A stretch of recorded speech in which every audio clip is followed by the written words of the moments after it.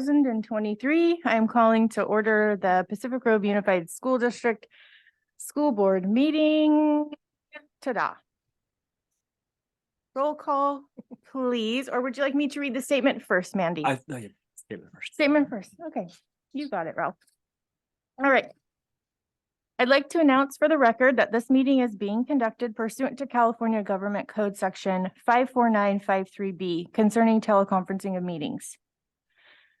Clerk Jennifer McNary and Trustee Brian Swanson are participating in this meeting by speakerphone from 485 Hillcrest Avenue in Pacific Grove, California, 93950, and 1330 Lawton Avenue, Pacific Grove, California, 93950. In accordance with the Brown Act, this location has been identified on the agenda in advance for this meeting. I would now like to ask Clerk McNary and Trustee Brian Swanson to respond to the following questions. So we can just do Trustee Brian, if you could respond first, and then Clerk McNary for each of these 5 questions. First, are you able to hear our proceedings on this end? Yes. Yes. Do you have a copy of the agenda for this meeting? Yes. Yes. Has the agenda been posted at your location? Yes. Yes. Is your location such that any member of the public could participate in the public portions of this teleconference meeting from your location? Yes, God save them if they so desire. Yes, and same. Okay, that's 2 yeses. Members of the board, are you able to hear Clerk McNary and Trustee Brian Swanson? Yes, I can. Yes. Okay, that's 2 yeses, 1 from Trustee Otmar, and 1 from Trustee Hazen. Thank you all. Because we are having a meeting with teleconferencing, all actions tonight will be by roll call vote. And in the spirit of that, roll call vote, please, or roll call attendance, please. President Swanson, Here. Clerk McNary, Here. Dr. Hazen, Here. Trustee Otmar, Here. Trustee Brian Swanson, Here. Superintendent Porras, Here. Assistant Superintendent Jorn. Here.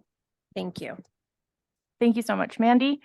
And thank you all for being here, even if teleconferencing, because it just makes the meeting so much more effective when all 5 of us are here. So thank you all.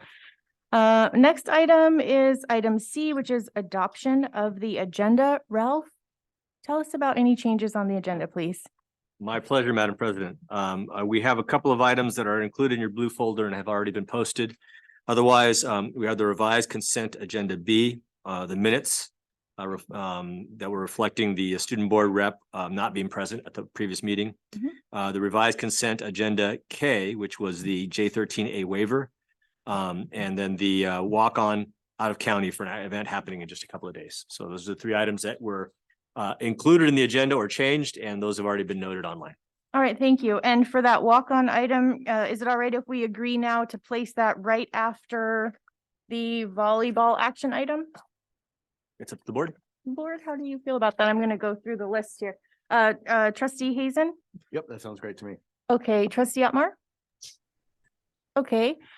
Clerk McNary That's fine with me. and Trustee Brian Swanson. All good, yes. Thank you so much. All right. With that, would anyone like to make a motion to adopt the agenda as stated? I move to adopt the agenda as stated. I'm happy to second. All right, wonderful. Motion made by Trustee Otmar, seconded by Trustee Dr. Hazen. 2 titles. Roll call vote, please. President Swanson, Yes, aye.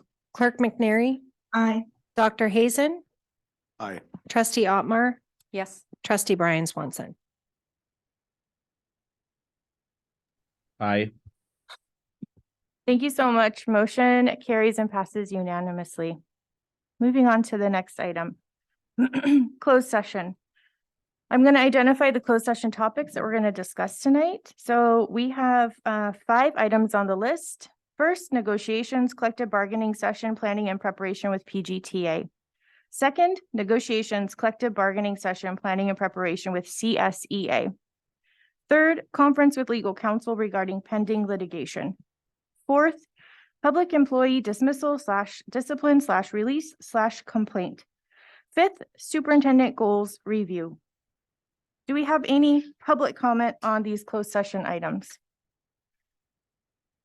I don't see any here in physical public, but Louis, thank you so much. None online. And board members, do you have any comments on these closed session items? No.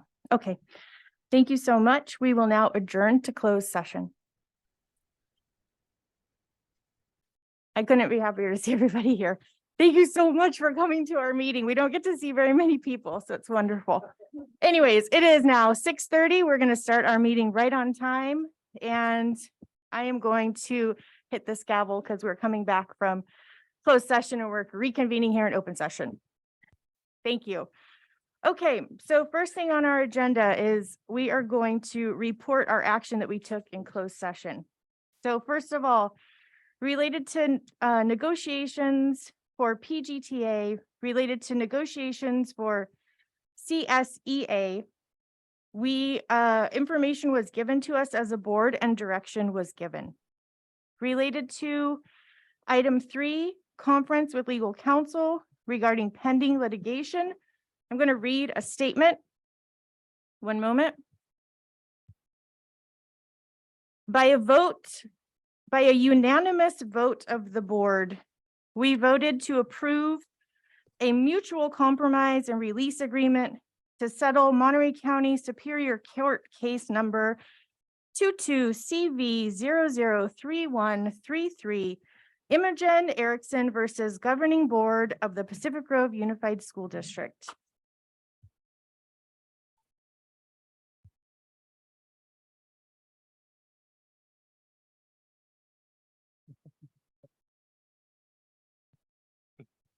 Under the terms of the agreement, petitioner will dismiss her lawsuit in full and the district will reclassify petitioner's employment status with the district.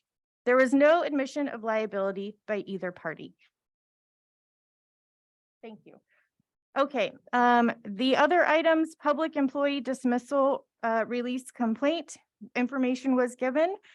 And then the last item, superintendent goals review, we actually did not get to, so we're going to bring that back to the next agenda item, which is going to be March 16th, which I hope each and every one of you come back for that meeting too, because I would love to see you. Okay, that concludes our report of action taken in closed session. So now we're going to move on to something incredibly important and special tonight. You know what? One moment. We're going to do our Pledge of Allegiance. I apologize. Ray, will you lead us? Thank you. I pledge allegiance to the flag of the United States of America and to the republic which stands one nation under God, indivisible, with liberty and justice for all.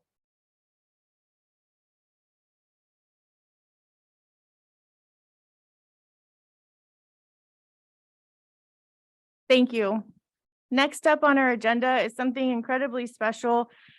We have a congressional aide from the office of Congressman Jimmy Panetta here tonight to present special recognition to our beloved district nurse, Katrina Powley, for her outstanding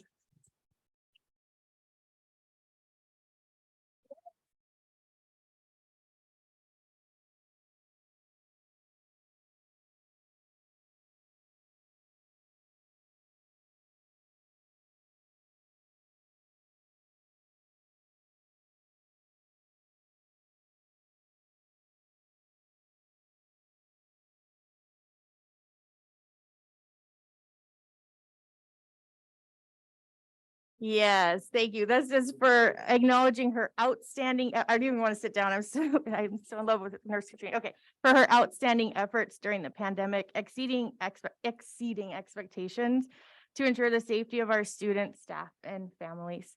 And with that, Ralph, take it away. Thank you so much. It's actually fortuitous that we have so many of your colleagues here tonight. I think we have a representative from the Congressman's office here, Xochitl Guerrero.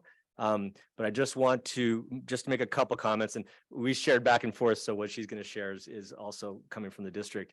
But I think I've tried over the years, as we first fell into the pandemic, to regularly express the gratitude that the district has had for the work that Nurse Katrina Powley has, the service that she's given the district. that she's given all of our students, all of our families. And words really can't express it enough. Like every nurse we know, right? There's a gift of caring, a gift of the heart that no words can really express, but you feel it. And I knew from the get-go that our students, our staff, our families were going to be safe under Katrina's care. She never once said no to any requests that we had. She always found solutions, no matter what happened. If you remember those first couple months when this road was doing this and we had no clue what the next day was going to bring, I was in contact with Katrina and be okay, so this is the next piece. What do you think? And she always had the answers. She always checked in. She always made sure things were happening. And it's not very common in my experience for a district to go through the turmoil that all of us went through at that time.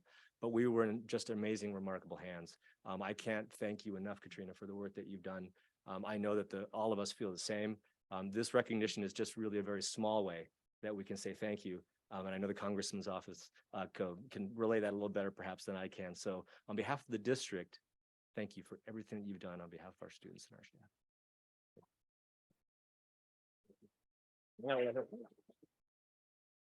Yeah, we get embarrassed one more time. Want to go ahead and use the microphone? Yeah.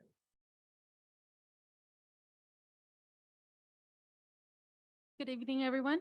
On behalf of the United States Representative Jimmy Panetta, I'm proud to award the certificate honoring the work of District Nurse Katrina Powley. Throughout the pandemic, Katrina demonstrated what it means to serve our communities, going above and beyond to ensure the safety of students, staff, and families. As we work to slow the spread of COVID-19 and support our frontline healthcare workers, Katrina tirelessly communicated the latest news and guidelines for families and ensured our schools had the supplies they needed. Katrina helped design parent information nights and staff meetings, provided professional perspectives and safety protocols that helped guide the school district during distance learning and in the return of in-classroom instruction. It is thanks to the efforts of dedicated public servants like Katrina that we are able to continue providing quality educational experiences for our students in Pacific Grove during the height of COVID-19 and return to a sense of normalcy as we emerge from the pandemic. Representative Panetta is proud to honor Katrina, who is a credit to our communities and our country. Thank you.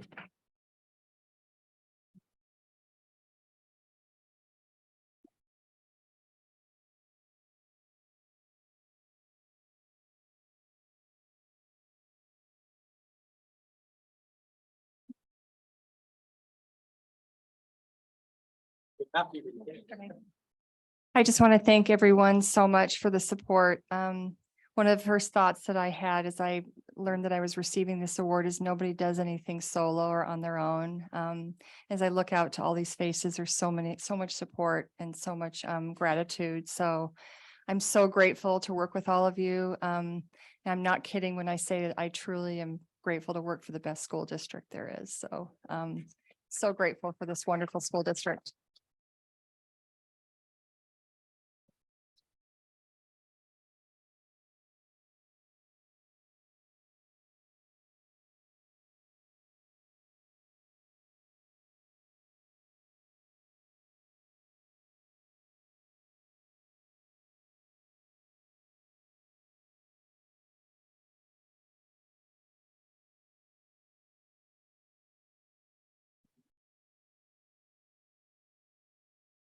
Thank you, everyone. I'm so elated that you're all here tonight to be able to help us honor Katrina. It's a perfect coincidence. So thank you.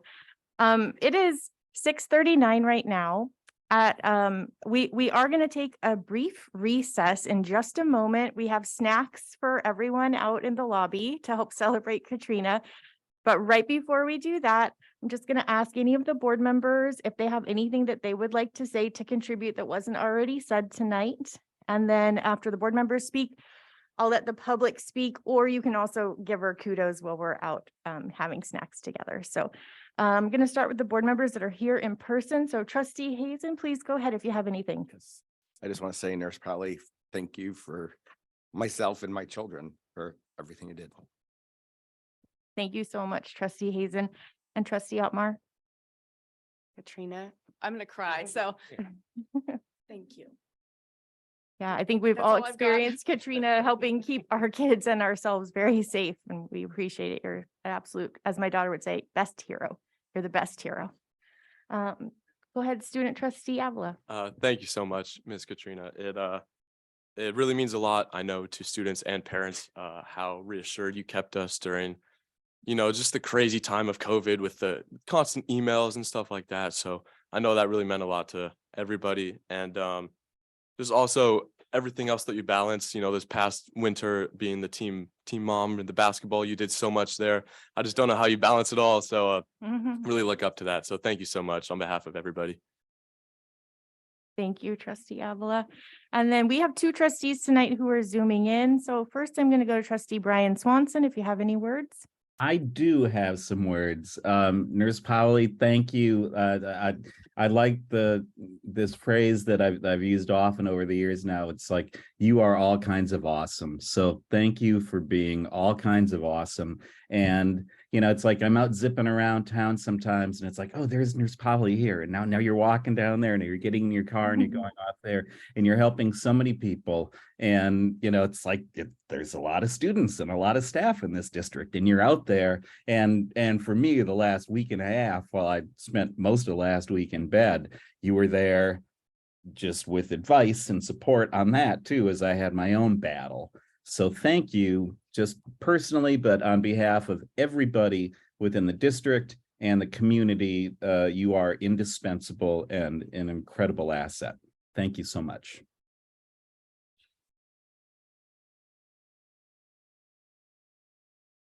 Thank you, trustee Brian Swanson. And last but not least, clerk McNary, any words? Nurse Polly, thank you. I know my kids and all of our students are safer for having you leading us in the effort over the last couple of years. Anytime we reach out to you, are calm, you are poised, and you always reassure and assuage our concerns. And we've just really appreciated the consistent support you've been providing to the kids and all of the families in our district. So thank you. Thank you so much, clerk McNary. Thank you. And I think it's actually time for us to take a break now. The public, you're more than welcome to chat with Nurse Katrina when you're out having snacks with her or anytime. Thank you so much. We're going to reconvene at 6:55. It is right now 6:42, so we've got about a 13-minute break, and I really appreciate all of you, especially Nurse Katrina. Thank you.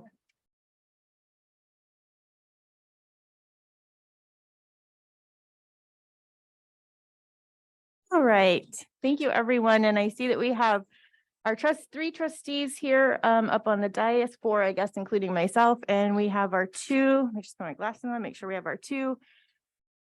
Do we have Brian? Yes. Yes, thank you so much, Brian. Okay, moving on to, we're on page 3 of the agenda, if anyone's following along. We're on item 5, which is communications. This is the part of the board meeting where all the trustees report out on any written communications that they received. And so I will read off all of mine.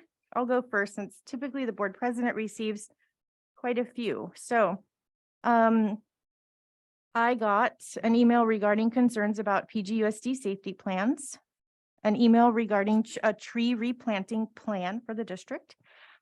I got an email giving kudos for Miss D'Amico's AP Environmental Science field trip.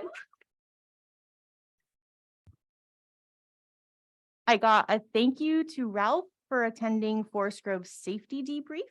I got a thank you for high school staff helping out all the students during the secure campus that happened recently. I got an email from Aspire Health regarding diabetes education, an email regarding a grant from the California State Park System. I got 4 emails in support of girls volleyball. I got an email that had a suggestion to add a vice principal for both of our elementary schools. I got an email. I got an email from the Monterey County School Board Association with an invitation for all trustees to their annual dinner. I got an email regarding a fundraiser for youth ambassadors of Pacific Grove. I got an email from a Forest Grove parent concerned about student safety. I got an email against having a skate park near residential areas. I got an email related to buses for field trips at Forest Grove. I got an email regarding the spelling bee at Robert Down, which is on March 15th at 6 p.m. I got an email related to choir changes at the high school and the negative effects. I got a very kind email. I got an email from a trustee in the Bay Area mentioning that she actually had watched the recordings of our meetings and she felt that they were positive and she was asking for some tips. I got, everyone's laughing. Okay. I got an email from Rotary asking for an exception on our fingerprinting policy. I got an email saying that having a partnership between Pacific Grove Unified and the city of PG related to active spaces would be a positive thing that they would be in support of. And also I got an email from a wonderful Caltrans representative, and they are, as you probably know, working on that 5-way stop, and they are putting together a ribbon cutting celebration, which they will get us that date. They're firming it up now. And so that's for that sidewalk project. And that is all of my written communications I received. I'm going to go around and ask the board members for any that I did not list. So we're going to start with Clerk McNary, please. Thank you, President Carolyn. I also had an email that was a thank you to all of our wonderful counselors at all of the different sites we have. I have multiple emails from Community Human Services in my role as an alternate for that organization, and emails from CSBA regarding training opportunities from our local representative. Thank you so much. Trustee Otmar, written communications that we have not been mentioned yet. Nope. Okay, thank you. Trustee Brian Swanson. All of those that you mentioned, only one beyond that, which was a little weird and but worth mentioning at least. Okay. That was legit, a link to something about a student in our district and a meal train of some sort. We may have seen that. I just want to caution anybody out there that's sending us information to not just send us a random link and asking us to click on that. I'm never going to do that. And I'm sure Matt Binder would appreciate it if none of us did that as well. So if you're sending information, please explain what it is that you're sending, and ideally direct it, if it's some sort of rando link, maybe direct it to the district office and have them take a look at it before it goes to the board. Send it to Ralph is what you're saying, Brian. That's the proper channel. Sí, correcto. Yes. Okay, thank you so much, Trustee Brian. And then Trustee Avila, any written communications? No, none from you. Okay, thank you so much. All right, moving on to the part of our meeting where we do board member comments. One more, President, sorry. How did I skip you, Trustee Hazen? I apologize. Please go ahead. No worries. Just two quick ones. One, I got one email from a parent with concerns about Synergy gradebooks, and one thank you email from Miss Dieter at the community high school about a tour of Hopkins Marine Station that was set up. Ooh. Thank you so much. And thank you for letting me know that I had accidentally skipped you. Moving now on to board member comments. We're going to start with Trustee Otmar, please.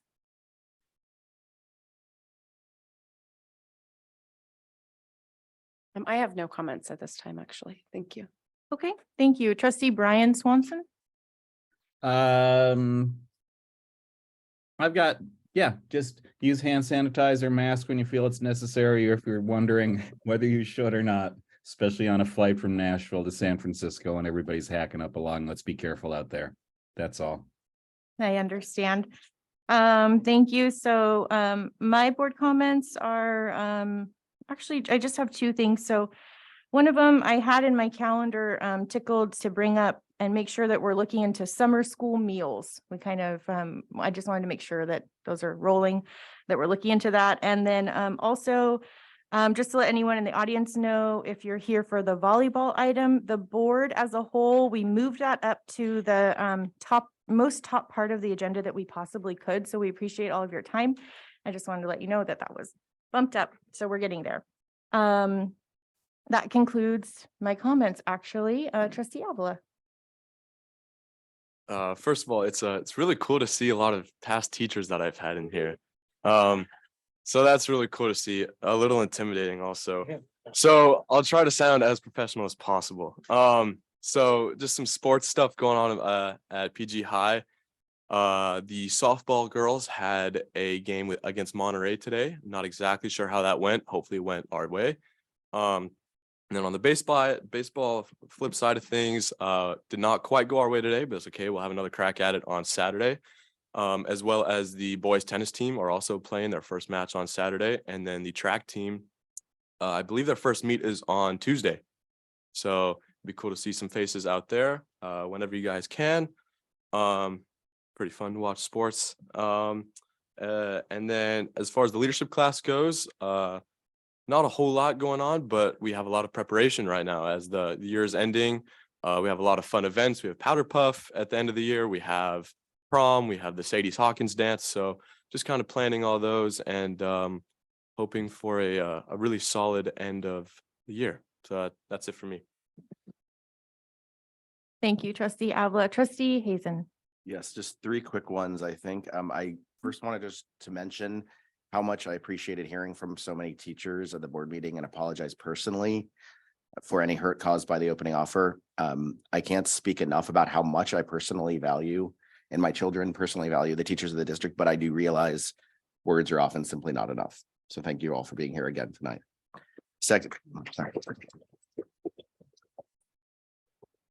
Secondarily, we got a message about the Monterey County's Poetry Out Loud competition. I just want to say how proud I am of Daisy and Haley for representing our district. It was beautiful to hear their spins on Emily Dickinson, Ernest Hemingway, and Robert Frost. If you haven't listened to it, I really encourage you to do so on YouTube.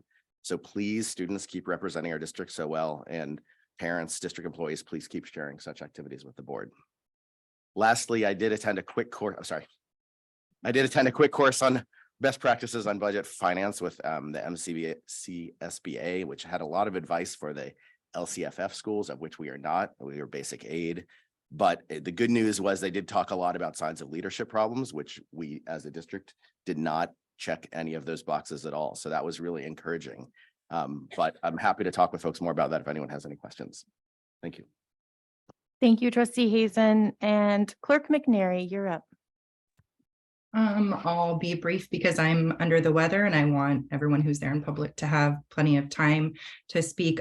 Just a shout out to the boys and girls basketball teams on really awesome seasons and making it to playoffs, and then the all league honors that they received. The second thing was I attended the rec board meeting. I believe it was a week or two ago regarding the skate park, and the two sites selected and put forward to city council were both on PGUSD property. So I'm looking forward to more discussions on that topic too. Thanks. Thank you. Okay, next up is our superintendent report, Dr. Portas. Thank you, Madam President. Just a couple items as well, so we can give folks time to speak. The first is I'm just going to take a segue right off of Clerk McNary. We are anticipating a meeting with the city of PG soon regarding the skate park and a couple of locations that were recommended. And we will open those discussions with them soon. I want everyone to know we've talked about those properties many times over the last several years. And there are grant deeds that go along with those properties as they were essentially gifted to us from the United States military many years ago. And there were stipulations along with the use of that property. And so we're working through that. We'll be working with the city, do the best we can and come to a conclusion, but we'll be sure to agendize those conversations for the board and for the public as soon as we know when they're coming. So stay tuned for that. And the only other piece that I want to share out, now that Katrina doesn't have to do this, the one last note about COVID. As you know, the state of emergency has been lifted. And so we are waiting to hear back from the governor in regards to what that means for schools. At this point, there are no changes to the guidance. We don't know what that's going to look like. We have an idea because the title of the soon to be guidance is Road to Normalcy, whatever that is. And so we'll have some more guidance available for us. In the meantime, they're just recommendations in regards to doing all the things that we currently are doing. But as the emergency has lifted, one notable difference will be, and I know a lot of teachers have been wanting to get volunteers back into the schools. The issue of vaccination card requirements for volunteers lifted along with the end of the emergency. So we'll be facilitating that change back again soon. But we want to make sure that we're taking our time and walking into it carefully. So that's coming up, but I'll be informing the board and the public more once we hear from the MCOE and from the governor. And that's all I have for tonight. Thank you, Ralph. And just a quick comment. So masks, they're still available at schools for children and adults, Yes, correct? Okay. correct. And COVID test, if a family needs them, they're more than welcome to ask their teacher or their office staff for a free COVID rapid test, correct? Yes, correct. Or worst Okay. case scenario, contact me here. I'll track one down for you. Yeah, we have a lot of them here, so. we can take Okay, care of it. wonderful. Thank you for that information. Okay, next in our agenda, it is time for the Pacific Grove Unified School District staff. If they have any comments on non-agenda items, please come up to the podium, or if you're online, raise your hand and raise your hand online on Zoom and we will get to you. We're gonna do the comments for people who are here in person first. So again, this is PGUSD staff who want to comment on something that is a non-agenda item. And please, you've got the floor. I already put it down to 5. Yeah. 5. So go ahead and push the button on the microphone.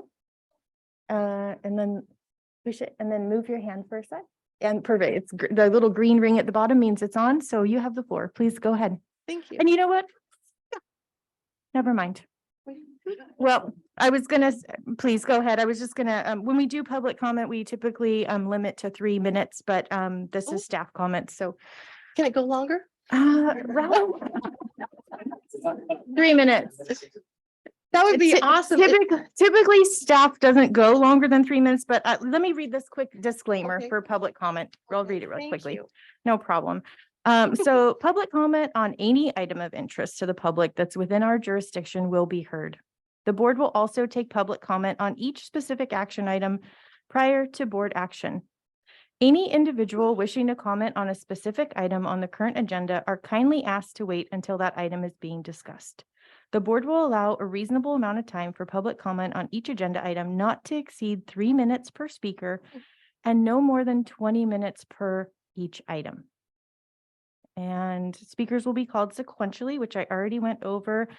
And this is a meeting of the Board of Education, and it's a business meeting of the board, and we're conducting it in public. So please note that the Brown Act limits the board's ability to respond to public comment. So if we just say thank you after your public comment, it's not that we didn't hear it, Sure. it's just that we can't discuss it. Okay. And so that's it. Please take it away. All right. And so do I have 3 or 5? You have 3 minutes.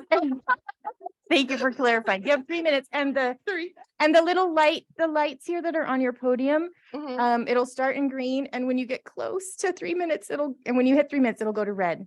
So Okay. Okay. go I'll ahead. do my best. Thank you. Okay. I'm Mary Heiserman, and I'm speaking for myself and Karen Levy, both teachers at Robert Down School. Standing with me in red are the heroes of our district. These teachers and classified employees have helped our students through a pandemic, helped students through tragic and life-threatening situations, and have guided students with not only academics, but more importantly, their social emotional needs. We often hear verbal recognition from our board and administration, which we really appreciate.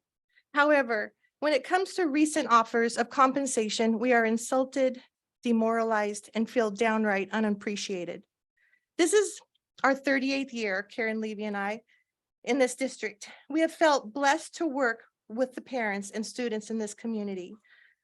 When we started here, the employees on the front line were appreciated. In the past, to my knowledge, in the negotiations, we were given a cost of living increase along with a raise and money towards medical care for teachers and their families.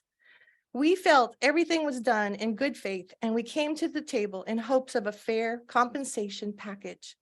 Now it feels like we have to fight for the basic cost of living increase, and oftentimes we don't even reach that.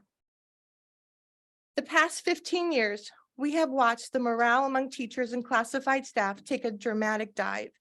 This is concerning, especially to those of us who have been here for over 3 decades. We keep hearing there is not enough money in the budget for an adequate raise and medical benefits package. Ironically, over the past 15 years, staffing has increased at the district office significantly, and that seems to be where a lot of our budget is being directed now. Those of us who are considering retirement should be excited, yet instead, we are fearful that we won't be able to retire and afford health care coverage until we are turned 65. I personally pay $2,300 a month for myself and my son. The offer on the table from the district towards our medical insurance won't even pay half of what I'm paying out of my pocket each month. We had 17 teachers express interest in retiring this year. Where are the days of the golden handshake? With that being considered, the district could save money that could go towards raises and benefits if they would reconsider, or if they would consider the golden handshake. Let's go back to the old days when our district was a place for employees and our families. Negotiate in good faith with respect and integrity by taking care of your employees. Having employees who feel valued creates an environment of trust and respect. We are always putting our students first, so why shouldn't our district do the same for their employees? Help us survive in this community with dignity and respect and honor all the hard work and love we have given our students and our families through the years. We need you now to step forward and be our hero. Thank you.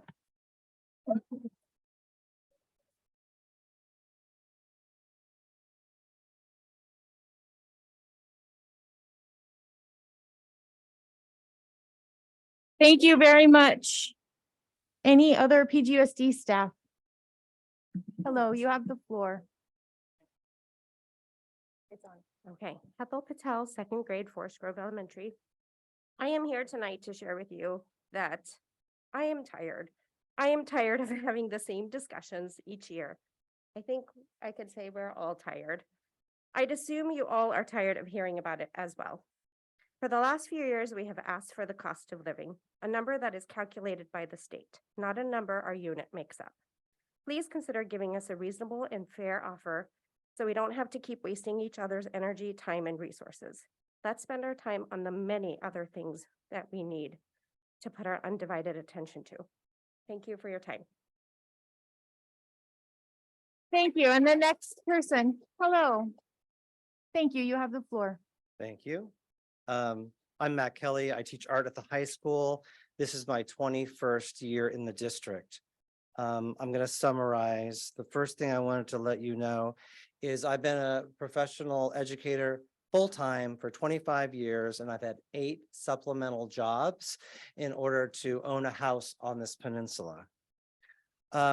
Because I'm an art teacher, it seems appropriate that I take time to reflect on the color so many of us are wearing.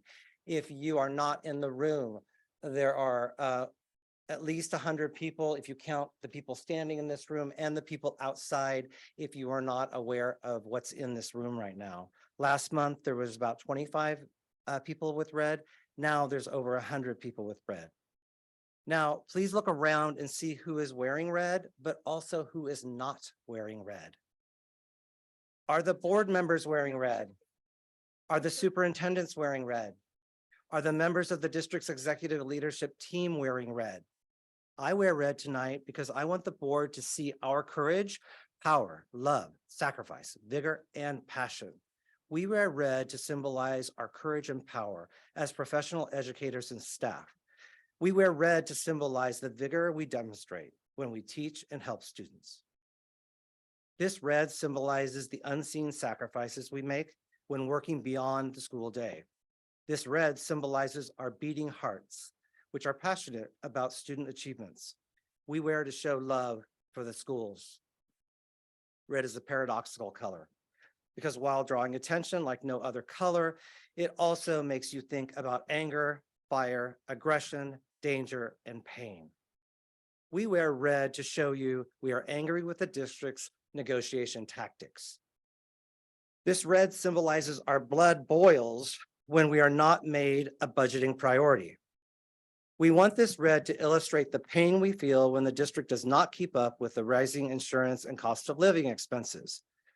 Like a red traffic signal, we want you to know we are ready to take action. I wear red because our district's administration has denied me tenure for 20 years. This is the first year I have tenure. It's taken Imogene 9 years to get tenure.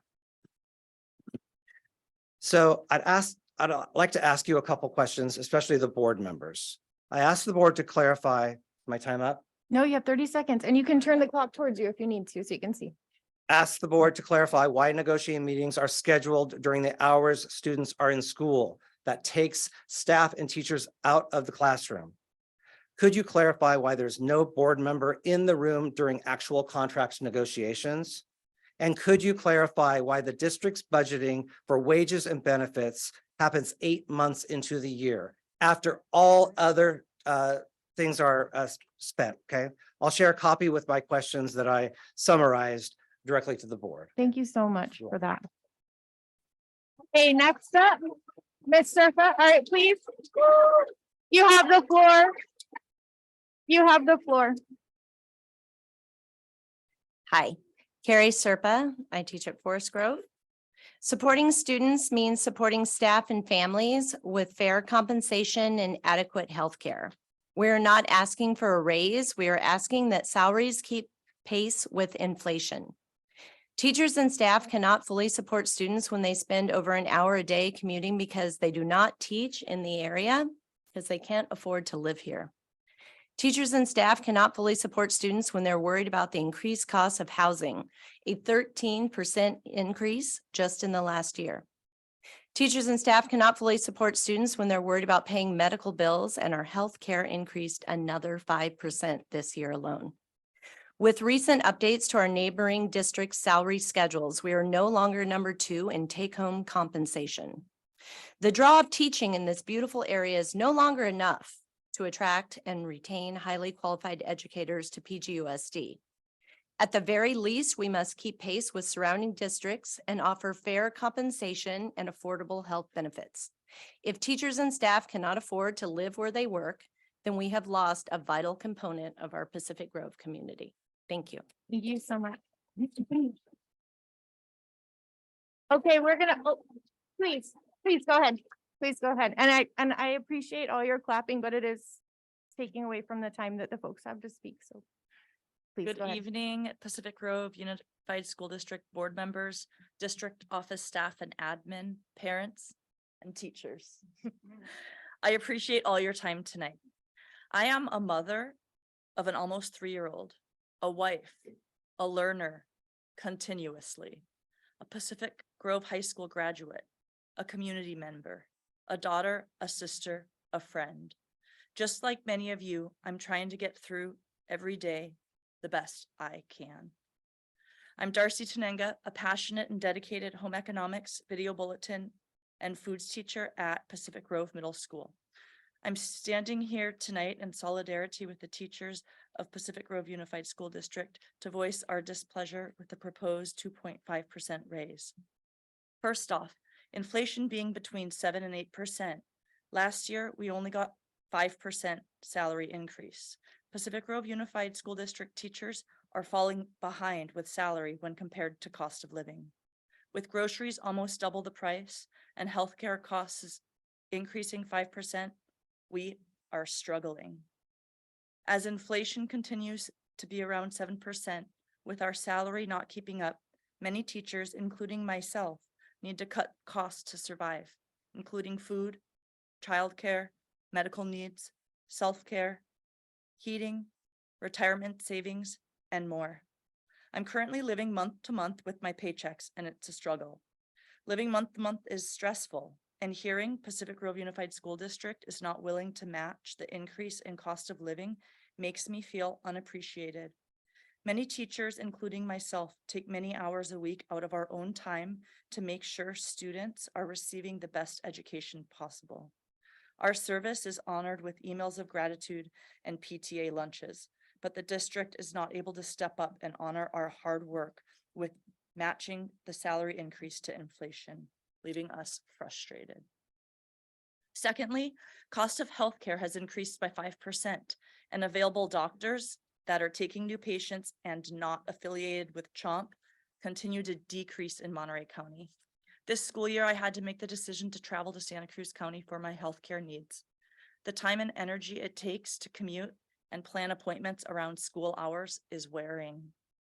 Unfortunately, my family can't afford the more expensive options to see local CHOMP doctors. So this commuting to Santa Cruz option seems to be the best I have right now. Thirdly, my long-term saving goals are currently stalled due to increased living costs without having any increased wages. Living month to month carries a toll on my stress level, which also affects my focus and attention on my family, friends, and my job. Please consider offering us a pay increase that matches or exceeds the cost of living increase. Show you appreciate our hard work and the time we put into the students here at Pacific Grove Unified School District. Thank you for so your time much. and attention. Thank you. Next speaker, please. Next speaker. Sorry. Thank you. Thanks. Erica Chavez, I teach at Robert Down. I find it ironic that we began the night honoring the very deserving nurse Katrina Powley for her tireless efforts over the past few years. I love that she received a plaque for her dedication for her job from Congressman Panetta. I would like to acknowledge, however, that she is a dedicated member of PGTA. That she is one of us who is entitled to recognition as well as fair compensation for her work for our students and our community at large. I personally serve as the PGTA treasurer and try to give back to the community of Pacific Grove where I was raised. I regularly attend these meetings, baseball games, school functions, PTA events, now middle school events, and soon to be high school events as well as a dedicated parent. I feel honored to be among the staff of PGUSD and have always taken pride in serving the students in my class, their families, and my colleagues. However, it should be noted that while I hold this position with pride, I do feel I am being taken for granted. Let it be noted that I regularly respond to messages from parents before 7 a.m. and after 7 p.m.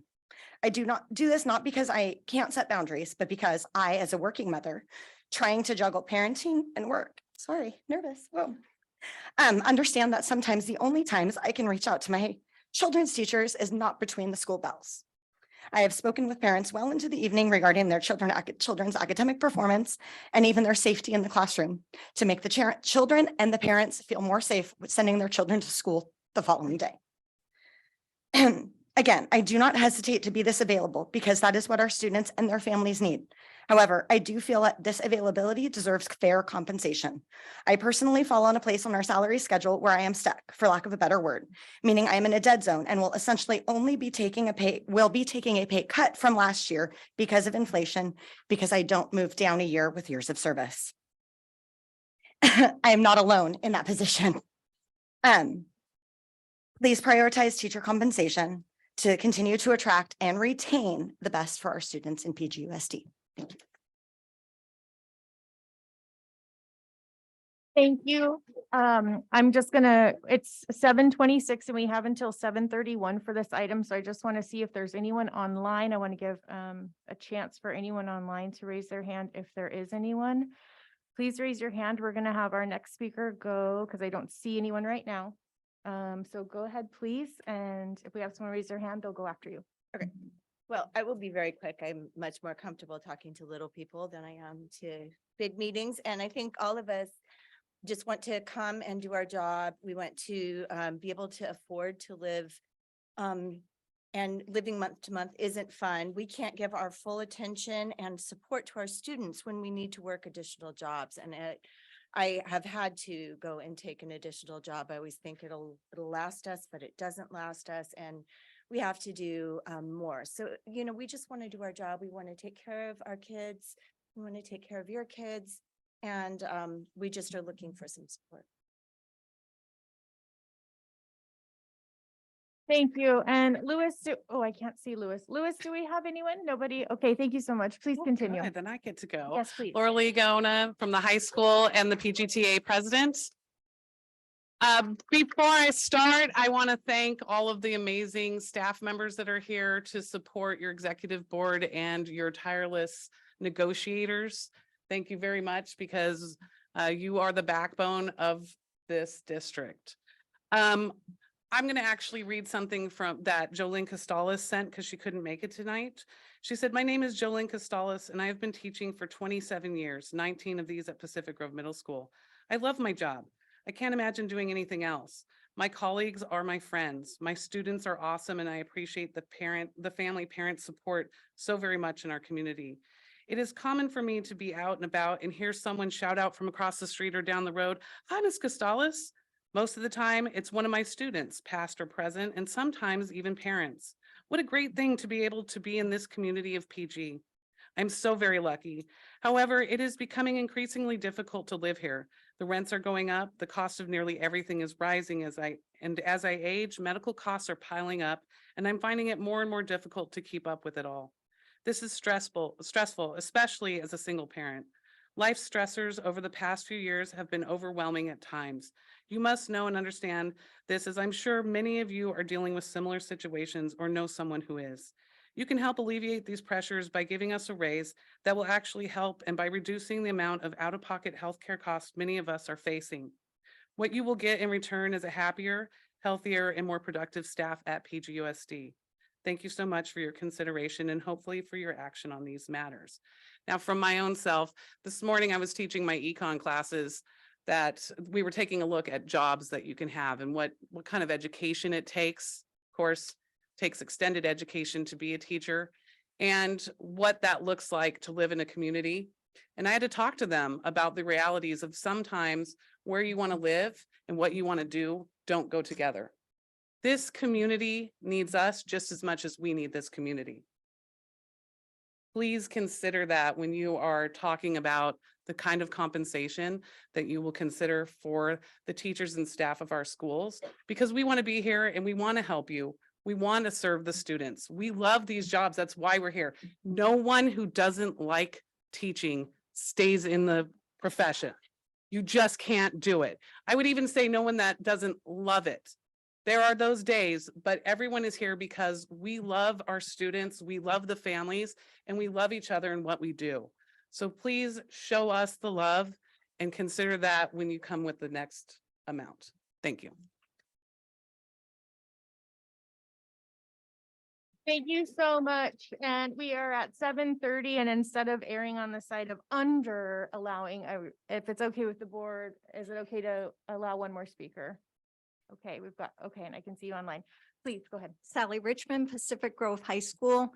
I just want to say how happy and proud I am with the number of people that are out here, our PGTA members.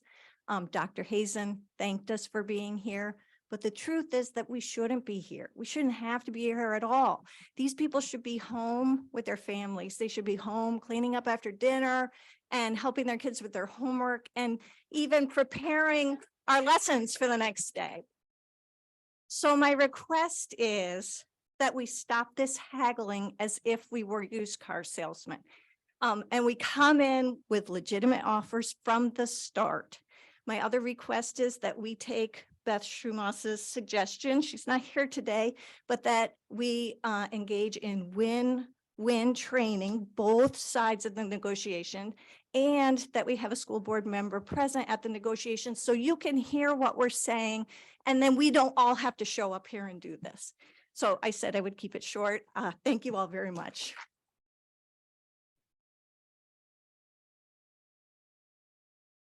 Thank you so much.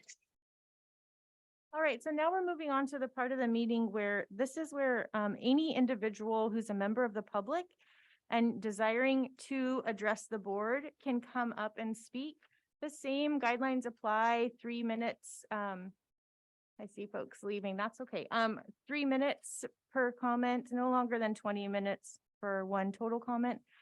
And if you're here for volleyball, volleyball is later on in the agenda, so this is not the time to talk about volleyball. We're going to get to that in just a moment. So, but if anyone is here wanting to talk about any other item that's not on the agenda, please come up or raise your hand online.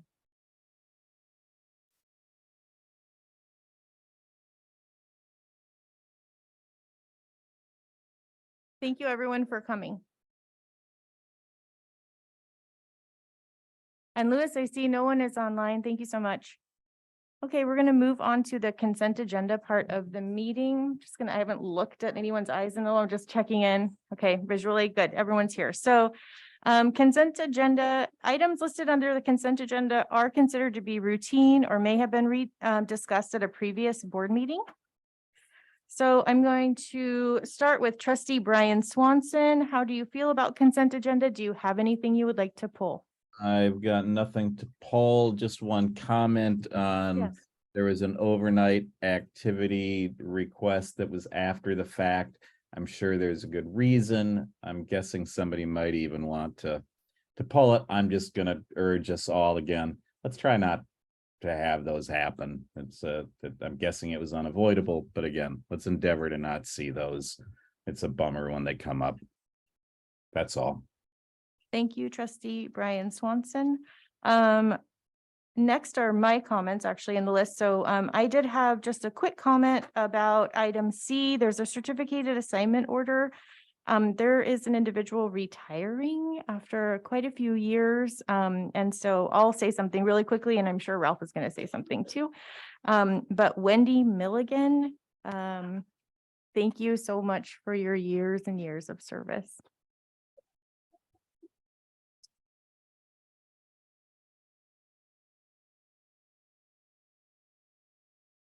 Okay, and so let me just check my notes really quickly to see if I needed to pull anything. I do not need to pull anything. So trustee Avila, you typically don't pull anything on consent agenda, but I do want to see if you have any comments on it. No, thank you so much. Trustee Hazen, Nothing to pull, thank you. nothing to pull. And trustee Atmar.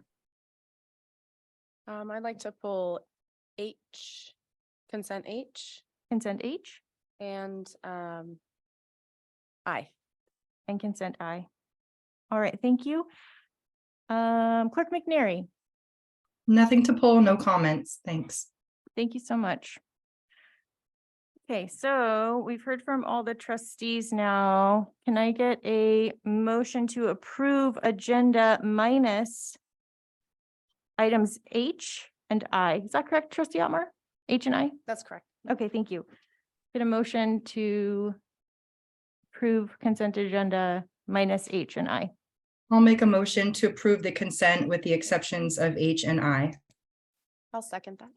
Thank you. Motion made by clerk McNary, seconded by trustee Otmar. Roll call vote, please. President Swanson, Aye. Clerk McNary, Aye. Dr. Hazen, Aye. trustee Otmar, Aye. trustee Swanson.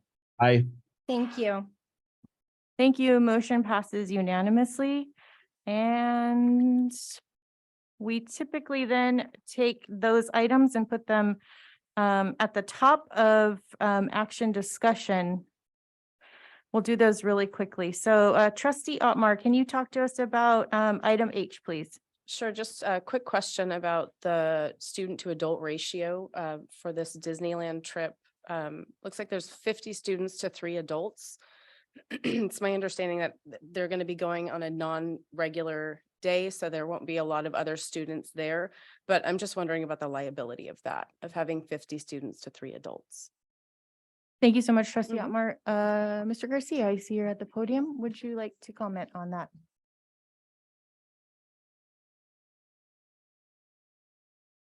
Yeah, there's no standing liability as it results from the ratio related to MIRMA, which is the workman's comp loss prevention, as well as Keenan, who covers our students and the program travel itself. But I do have Principal Garcia here. I'm sure you wanted to speak to this item as well. But from my perspective, risk management side, there's no potential risk. And it is this is not the traditional grad night. We decided to go away from that for a variety of reasons. We have one bus. The bus can have 56 people in it. We have a little over 50 students now who are going, and we have our 3 staff members who are attending. So we are also limited in the number of people who can go on the trip. And in the past, 3 adults per bus has been plenty in regards to supervision during this trip. Okay, so this is common, like a 50 to 3 ratios. That's very common. Yes. Okay. That's all I have. Thank you so much. Any other board member wishing to address this item? Looking online, I'm seeing Clerk McNary shake her head, Brian shake his head. Trustee Avila, any comments on this? No, but I'm excited for the trip, so. Definitely appropriate comment. Okay, do I have a motion to approve pulled consent item H? I'd like to move to approve consent H. Thank you. Do I have a second? I'll second. Thank you. Motion made by trustee Otmar, seconded by Dr. Trustee Hazen. Can I get a roll call vote, please? President Swanson, Aye. Clerk McNary, Aye. Dr. Hazen, Aye. Trustee Otmar, Aye. Trustee Brian Swanson. Aye. Thank you. Thank you. Motion passes unanimously. Moving on to pulled consent item I. Trustee Otmar, please go ahead. Thank you. My question for this is just, so this came late to the board. But as looking at the dates, I see that it was initially signed on January the 25th. And then approved shortly after that. And just kind of wondering why this wasn't brought to the February 2nd meeting as opposed to it being a ratification at this meeting and after the fact. Thank you, Josh. Right, the timing is a little suspect, but at the same time, we'd already been working on board agenda items prior to this trip taking place. So the draft agenda was prepared and ready. In the future, we can bring this forward as a walk-on if it's that close between agenda preparation and the actual board meeting. And that would be the preference. We have a walk-on tonight. So as opposed to bringing it as a ratification, sort of been done, it would be appreciated. Thank you. Thank you, Trustee Otmar. Mr. Garcia? Nope. Thank That's you. everything. All right, thank you. Board members, do you have any further comments on this? I'm looking online. Brian Swanson, Clerk McNary, Trustee Hazen? No? Okay, wonderful. I need a motion, please, and a second. Well, I'll move to approve consent item I. Thank you, Trustee Brian Swanson. I'll second it. So motion made by Trustee Brian Swanson, seconded by Carolyn Swanson. Roll call vote, please. President Swanson. Aye. Clerk McNary, Aye. Dr. Hazen, Aye. Trustee Otmar, Aye. Trustee Brian Swanson. Aye. Thank you. Thank you. Motion carries unanimously. And just for reference, there's no relation between myself, Carolyn Swanson, and Brian Swanson, because I heard some whispering when both of the names were just That's all right. mentioned.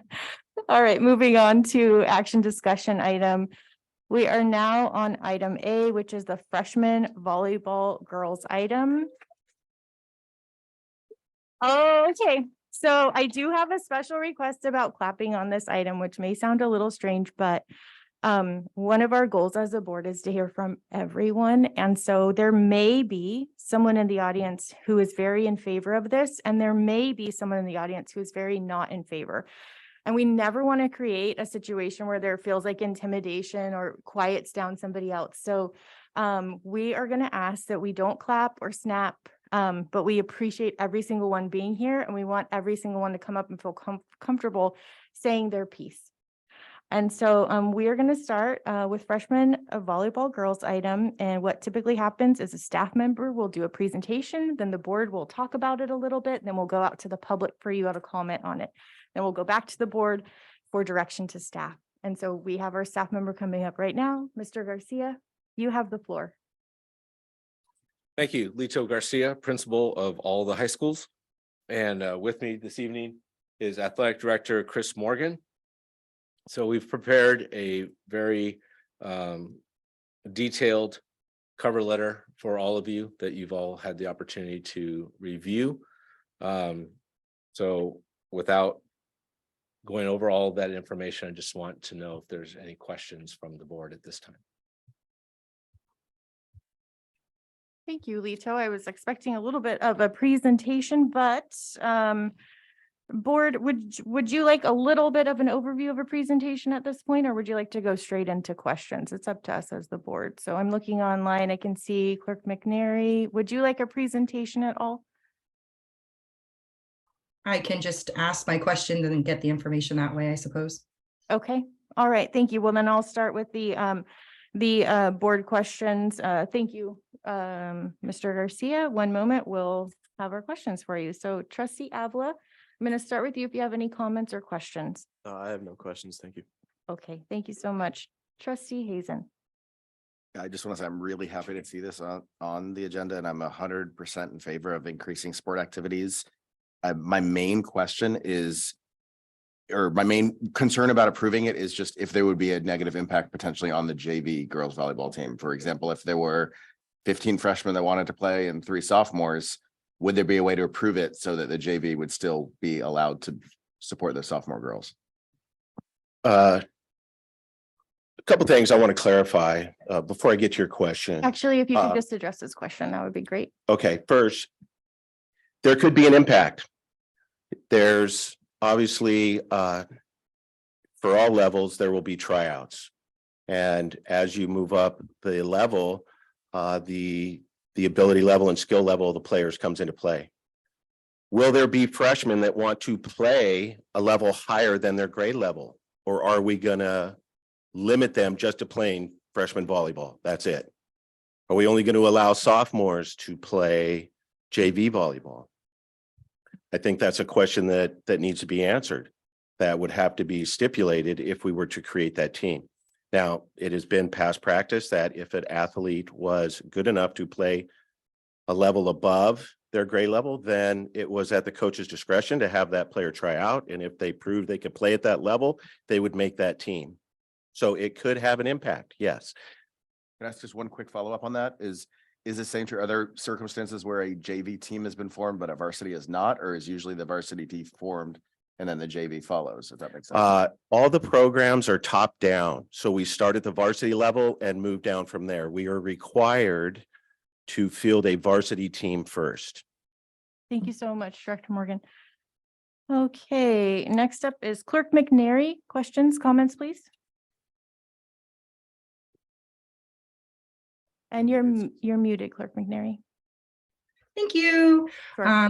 I wanted to first start by thanking the members of our community for bringing this item to the board's attention. I've been really impressed with how respectful the advocacy has been with regard to volleyball, especially from the young people who we've heard from.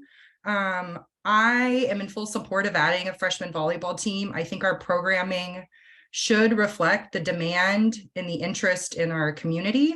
And if it isn't, then we need to look into that. And I was hoping, and I was under the impression that we would be receiving survey data based on interested students. I think that would really help to inform our decision.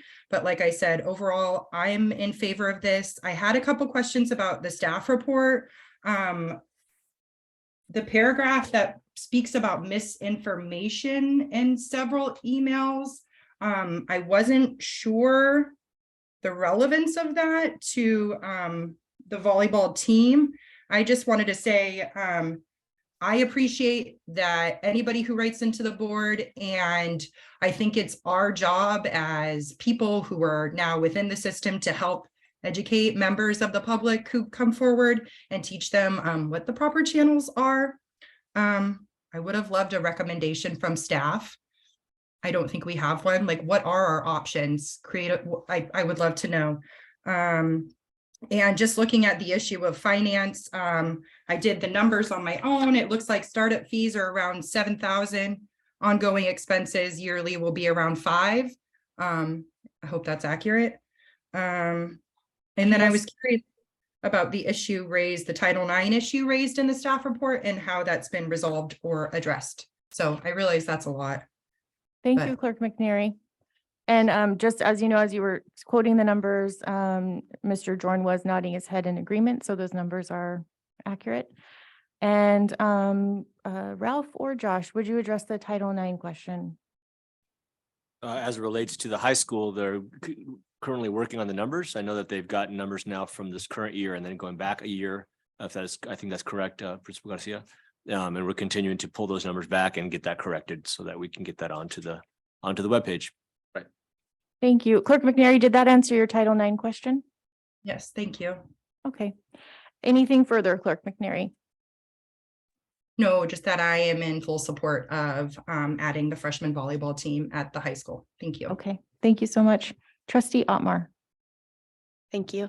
I have also really enjoyed reading. I've received a lot of emails about the freshman volleyball team. Very well written, very supportive. I've enjoyed reading all of them.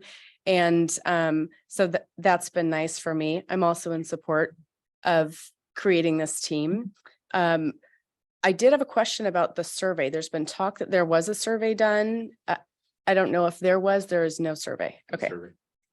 There's been no survey. Correct. Okay, Not a sport specific survey, like specific to the for the microphone, please. not specific to the freshman volleyball team, no. Okay. In past years, there have been kind of unofficial surveys just to get a feel from the middle school of what level of interest there would be for sports as a whole, but not any level or not any kind of sport specific where we made them totally just say, do you want to play, boys golf next year?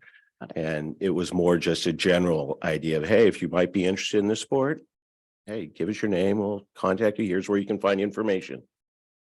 thank you so much. So looking out here, if everybody here is in support of creating freshman volleyball, then I would take this as my survey. So that's all I have. Thank you, Trustee Otmar. Trustee Brian Swanson. Well, first of all, I don't know, when it comes to sports, it's like that is my weak spot. It's like I don't know much about the size of the teams. I don't know what rules apply or if we're at liberty to play around with the size of those teams. So one of my concerns sort of is parallel to what Dr. Hazen had mentioned, that it's like, I don't want to create something that sort of dilutes a couple of other things. I don't understand, again, enough of it. So I'd appreciate it if Director Morgan could address that a little bit. But beyond that too, Director Morgan had mentioned that there were some items that he would like to clarify and he was cut off. I would appreciate clarification on what you find necessary to clarify. But first, when it comes to the size of the volleyball teams, there are specific rules in volleyball which talk about members rotating in, and you only get a certain amount per game. So to have large numbers of players would probably inhibit all those players getting into games. The ideal number, and again, ideal, not in a perfect world, is about 12 players on a team. It provides an opportunity for rotation and for girls to get playing time. In the past, some teams have carried more. And again, sometimes that's up to the coach's discretion. Usually the lower levels tend to carry more players as a developmental program. When you get a little higher, again, when skill-based and ability comes into play, the numbers tend to drop a little more. Thank you. Okay, so those aren't necessarily, they're not hard rules that are dictated by some entity above us, right? No. Okay, and how many students do we presently have playing volleyball on a high school level? Both of our rosters were 12 girls this year. Okay, if I remember right. We're maxed out at 24, and how many do we have presently at middle school? Do we know? Probably more than that. For 3 levels, I don't have those numbers. Perhaps. I thought I saw Ms. Kitayama in the audience. Maybe not. She is in the audience. She's making her way up to the podium.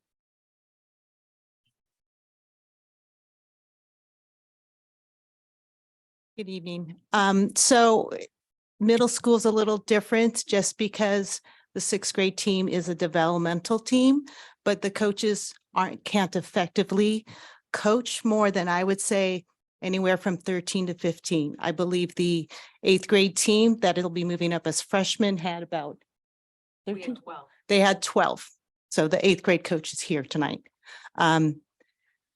If I would guess a freshman team like the sixth grade team would be developmental to help move up to the JV and varsity level. That's just my guess.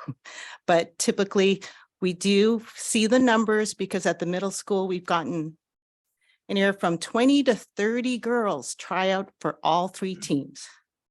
Skill levels increase and the numbers do drop by the time they get to eighth grade.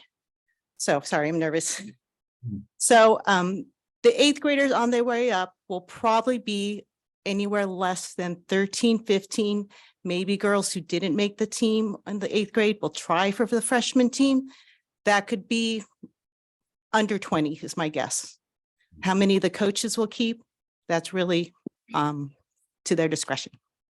Did that answer your question? Yes, thank you. And I'm You're sorry welcome. to put you on the spot like that. That's okay. I really you didn't know that was coming. I didn't know it was coming. So That's okay. A lot of the audience doesn't know, I did write a letter to the trustees that I've been coaching since 2012, back when Mr. Rogeman was the principal and he wanted 3 teams instead of 1. So I'm fully in support of this team and more volleyball for everyone. all right. I think for the moment, and I might have some other questions after we roll through all the comment, but audience comments but for the moment, I'm okay. And I'm just going to open my ears and listen now and talk less. Thank you, Trustee Brian Swanson. My comments are that I support freshman volleyball. Especially after the pandemic, I think we've all realized the need for camaraderie, for friendships, for healthy options after school. And I almost see sports as a social emotional endeavor in that way. And from our board policy, actually, we do support sports and favor them, saying that extracurricular and co-curricular activities enrich the educational and social development of students and enhance students' feelings of connectedness with our schools. And so that is kind of in the spirit of why I'm in support of this. I do feel there's a difference between us approving a brand new sport and us approving a team. We already have this team established. I'm sorry, we already have the sport established. Thank you. And watching this process, talking to the board, I don't feel it should be this hard for our families to kind of get another team once a sport's been established. So I would like to look at a future agenda item to build policy on specifically what it requires to add a sport. And then in that policy, have something in there that says, once we've established the sport, the actual teams can be left up to the site level or the athletic directors. And then, of course, if there's concern about that, it can get bumped up the chain of command and come to the board if needed. But I think we should all look at that in the future, because I tried to find policy on this, which is, we're policymakers, and I couldn't really find any. So this might be a great opportunity for us to establish that, and then also creates clarity for everyone, so people aren't feeling like maybe another sport got something that their sport didn't. So we can all stick to that policy and be clear. The other thing that I wanted to bring up briefly is I was chatting with some other districts today. One district in particular, because of the increase of demand in sports and after school activities they saw after the pandemic, they created something called a skill building team, which the sports folks in here probably know what that is. The way it was described to me is it's for the kids who maybe don't get on an already established team, because we may, even if we establish a freshman team, we may have extra students. There's a possibility of developing a skill building team where the students would be learning the rules and how to play, and maybe even having like a scrimmage on a Saturday. So I just wanted to bring that up as another option to keep our young students healthy and occupied. And so with that, I'm going to go to public comment. So this is the time where anyone here who would like to speak about volleyball can. Hi. Director Morgan, did you have something else to comment? Yeah, I would like to make a few comments. First, I would like to say, go Breakers. Winter sports, we did not mention earlier, we forgot to mention soccer, the girls soccer program, who was their division champ. Woo! So we want to make sure they get their fair share of kudos too. And then our wrestling program, we had one wrestler who made it all the way to the CCS championship rounds, Luke Van Brand. I can never say his last name correct, but Luke did a great job for the wrestling program for us as well. So while we're giving kudos, we want to acknowledge those people in those sports as well. I just wanted to clarify a couple things that maybe were showing some people's ignorance and misinformation, especially about myself. I support all sports.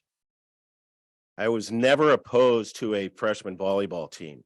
It's my job to look at it objectively and maybe sometimes subjectively because of, well, my daughter's on the volleyball team.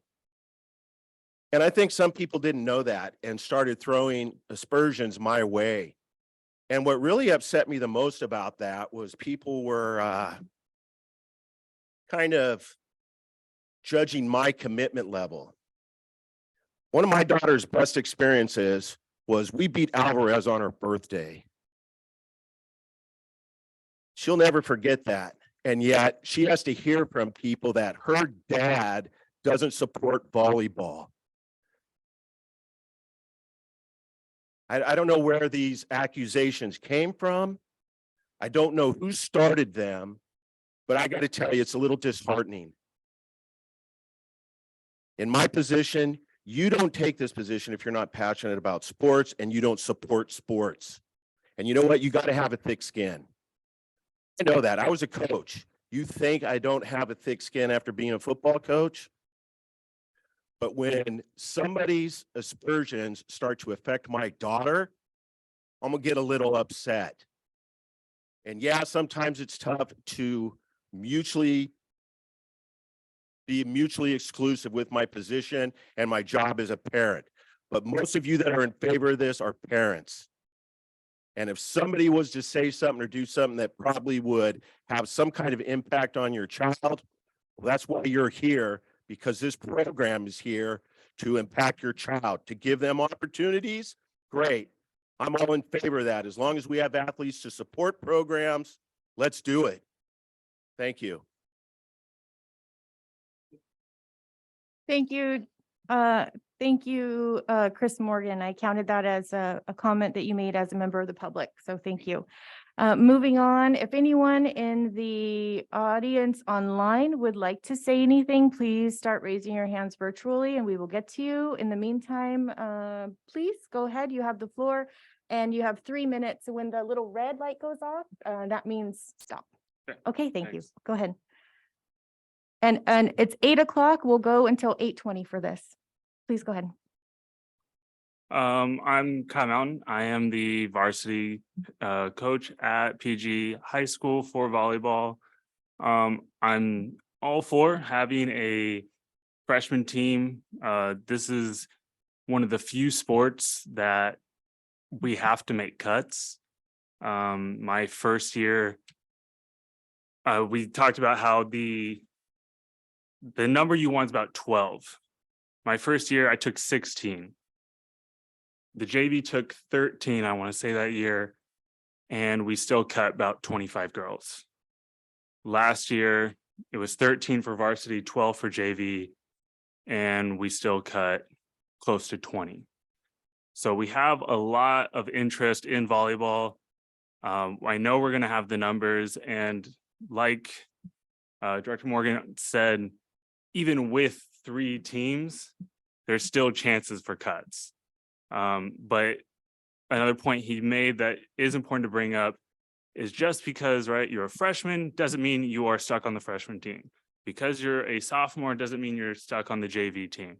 It is top down. I'm going to pick the best 12, 13, however many girls I feel appropriate based off skill level. But that all being said, I am 100% for having a freshman team. Thank you.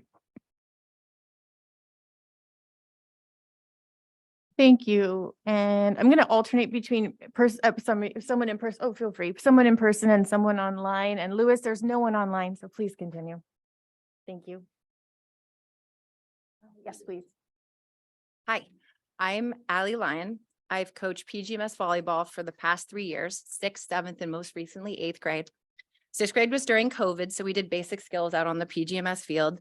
7th grade was when indoor volleyball really started for the current 8th graders who will be in high school next year. Before the first game, I asked all the players in the huddle before we took the court, who has played in a volleyball game before? Not one person raised their hand. From that first day, the girls put their heart and soul into the game because of their love of volleyball. Practice 5 days a week, starting from the very basics, they made it into the playoffs their 7th grade year. Building on their skills, and again, constantly showing up, giving 100%, they almost won the championship game their 8th grade season. And as you know, the current 7th graders won the championship game, and the 6th graders following them are also one of the strongest teams in the league. Focusing on our 8th graders, almost all of the players are currently playing club volleyball, as well as some of the 6th and 7th graders. But with possibly only 4 positions open on JV and varsity next year, it is to my knowledge that over 15 girls will be trying out. So why deny those girls to be able to continue their volleyball journey? They are clearly dedicated. Their skills are improving with school and club play. And for most of them, they are only interested in playing volleyball.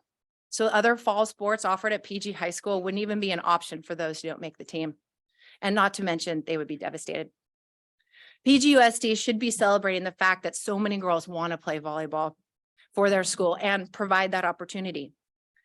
And as we know, team sports are beneficial in so many ways. Students can learn new skills, grow, be part of a team, make new friends, be physically fit, all which provide skills which benefit them throughout life.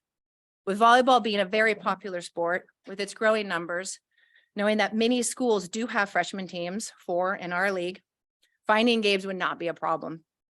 This is an opportunity to create depth in the PG High School program, and it only seems like a matter of time before a freshman team is inevitable. So why not start now?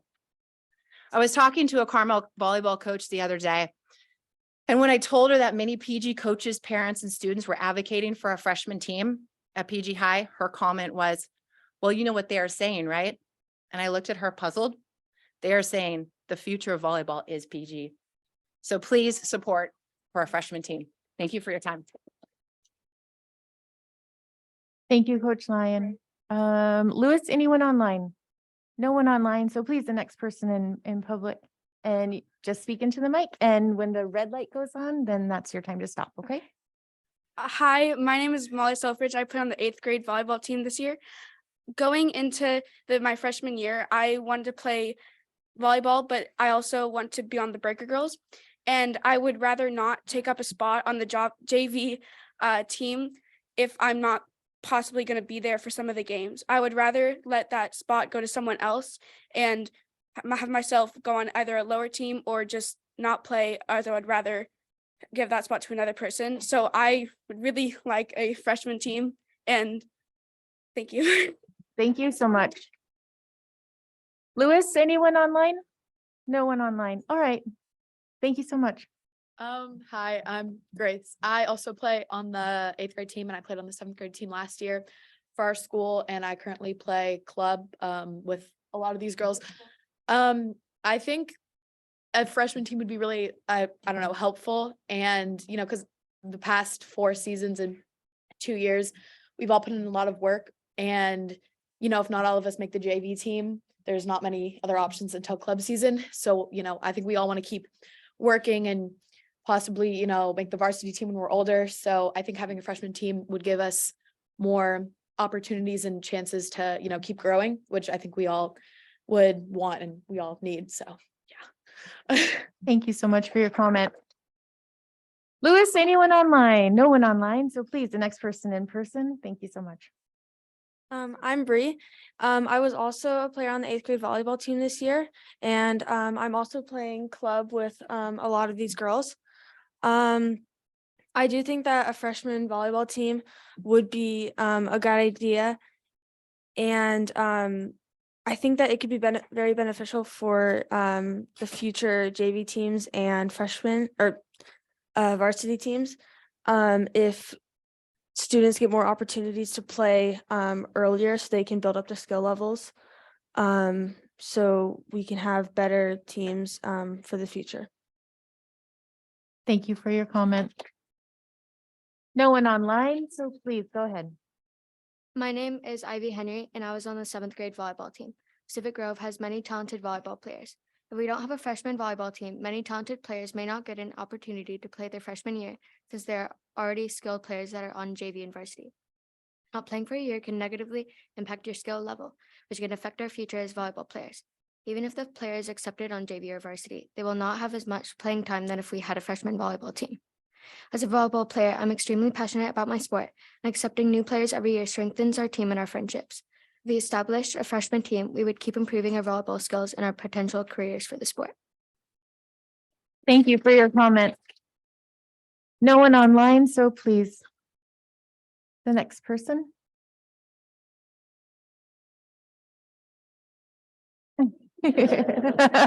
Hi, my name is Amaya Gamecho. I'm the JV volleyball coach at PG High. I've had the privilege of single-handedly watching the high school and middle school program grow. I was on that very first 6th grade team in 2012. Thank you, Buck Rogaman and Audrey Kittyama. Privilege of being a really young coach is that I get to empathize with the girls that try out and are on the team and everything, because I was just there. I was just in their shoes. I was just there at tryouts right before school started, begging to be on the team and hoping I was good enough and hoping all my friends made it because I would be sad for them. And now I'm a coach, and it's heartbreaking every time I have to cut somebody. It's not something I enjoy, and it's not something I want to do anymore. So I really hope you take this into consideration. Thank you. Thank you so much. And there's no one online. I believe no one online, so please go ahead. You're welcome. Hi, my name is Peyton Gamecho, and this year I played for the 7th grade team. I think we need a freshman volleyball team so more volleyball players my age have an opportunity to play. And I don't want to have to go into my freshman year of volleyball tryouts scared that all my years of hard work during school and during off season is for nothing. Thank you. Thank you. Okay, next person. Thank you for your comments. Go ahead. Hi, my name is Eden. I was a setter on the 7th grade volleyball team. Every single person on my team contributed to our big win, no matter how much experience they had. None of us could have the successful season we had without each other. The majority of us are continuing to train in the off season and will improve and get even better and get more wins together when we go to 8th grade. All of us girls are not just a bunch of volleyball players, but we're a team. Each one of us inspire and motivate each other, even when we make mistakes. We've all tried our hardest to get onto the volleyball team since there's limited spots, but I can't imagine when we get to high school and there isn't enough spots for all of us. Each girl on our team is incredibly talented and athletic. As the interest for volleyball grows, so does the amount of girls that get cut, which could also include gifted and experienced players. This team really encouraged me to be the best volleyball player I could be and to push myself to strengthen my skills. I wouldn't want to see any of us not being able to go up together to high school and play together. This team is the best thing that has happened to me, and I don't want to see half of us go away. If we were to have a freshman volleyball team, all of us could continue to improve and strengthen our skills together. This could give more opportunity to freshmen that have a passion for volleyball. It could help 12 to 14 girls improve their skill. All we need is a chance, and this freshman volleyball team could help. Thank you. Louis, anyone online? No one online. Please go ahead. I'm sorry to interrupt you. Go ahead. Hi, my name is Clay Chloe. I was a 7th grade girl that was on the 2022 winning championship team. I'm speaking tonight why we should have a freshman volleyball team.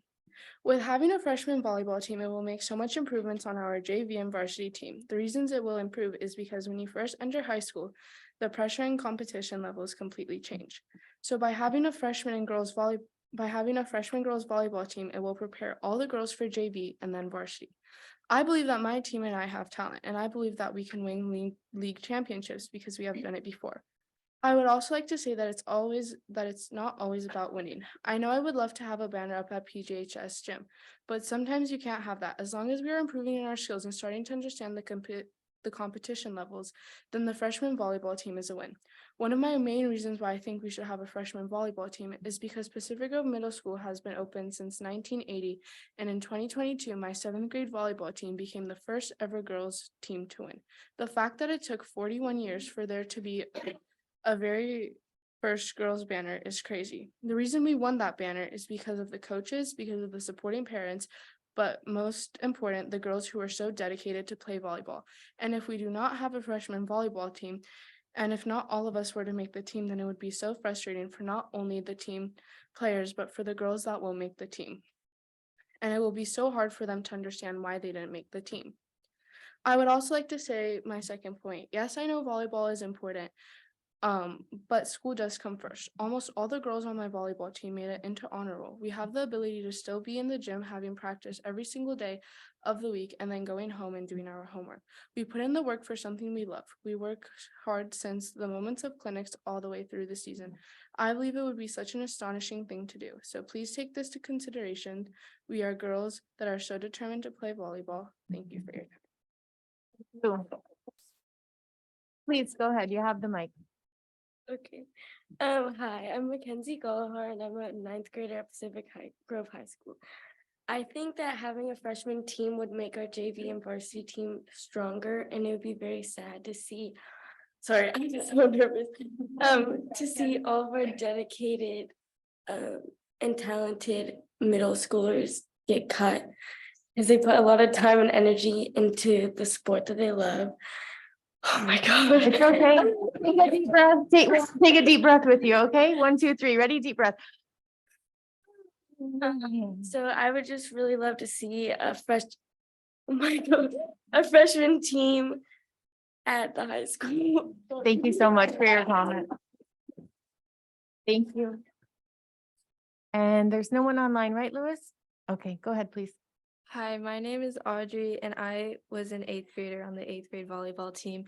And I know that I'm very nervous to go to high school where there's not that many spots and there is a possibility that I will be cut because I am very dedicated to the sport and I know that there's no other sport that I really want to play. I have been playing since I was in 6th grade and I've had amazing coaches and I've been playing with amazing players. Most of us have been practicing on an off travels team, and we are increasing our skill levels, which all for the sport that we love. Oh my God, I'm so sorry. Take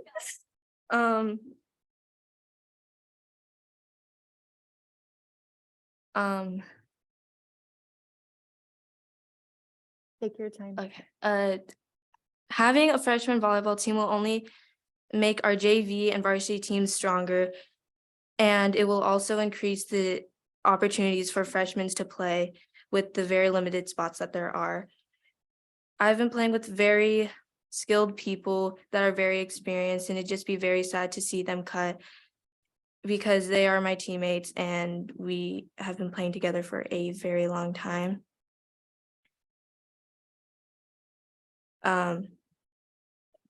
Sorry, that's You it. still Sorry. have time? You still have a No, minute. that's 30? it. I just.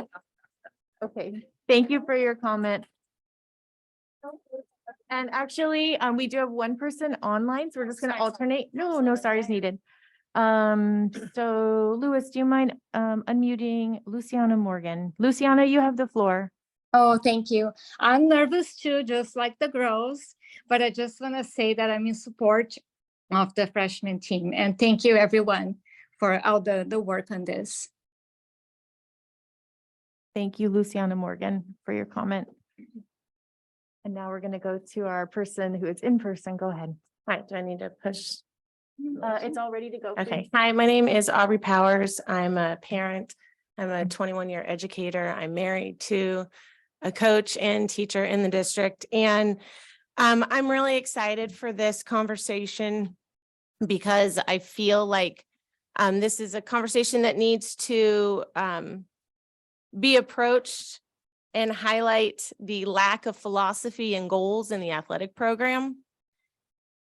I'd like to know what the overall philosophy is of PGUSD in terms of kids participating in athletics and how this proposal fits with that. If the goal is about participation, then that should be promoted K-12. And I got to experience what it feels like for a middle schooler to be cut. I have an upcoming 5th grader who will not put themselves in that position. And I wonder how this impacts other sports at PGHS. And volleyball is a fall sport. And I think basketball and softball are struggling this year to field lower level teams. I don't know about other sports. And as I hear and so happy for so many of the girls to play club sports, that means that they are not playing school sports. And that does have an overall impact on athletics for girls in general. So I'm really excited. I hope this brings up a broader perspective of athletics K-12 and the needs that need to be considered and what are the goals and what's the philosophy around a substantial athletic program. I agree that it is important for the social and emotional well-being of all student athletes, particularly for girls. With the recent CDC report that girls are more connected to their schools, they have lower depression rates, they have lower levels of anxiety. And I want that for my girls, and I want that for all girls. So I'd ask us to look into a broader program for 6 to 12 and how we can have more girls participating at all levels in every sport. Thank you for your comments. No one's online and it is 8:18, so you will be the last speaker. Please come up and actually, you know what? Board, if it's okay with you, can we allow these last 2 speakers and board online? Okay, last 2 speakers, go ahead. All right, so I had no intention to speak at all, but after watching all the kids, I owed it to them. Yes. I don't understand why we're here. I really don't.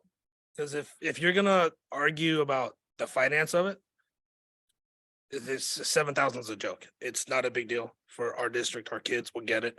The 7,000 is also it's 7,000 or whatever it may be to have a program, but the kids are clearly here. You're gonna have the 3 teams.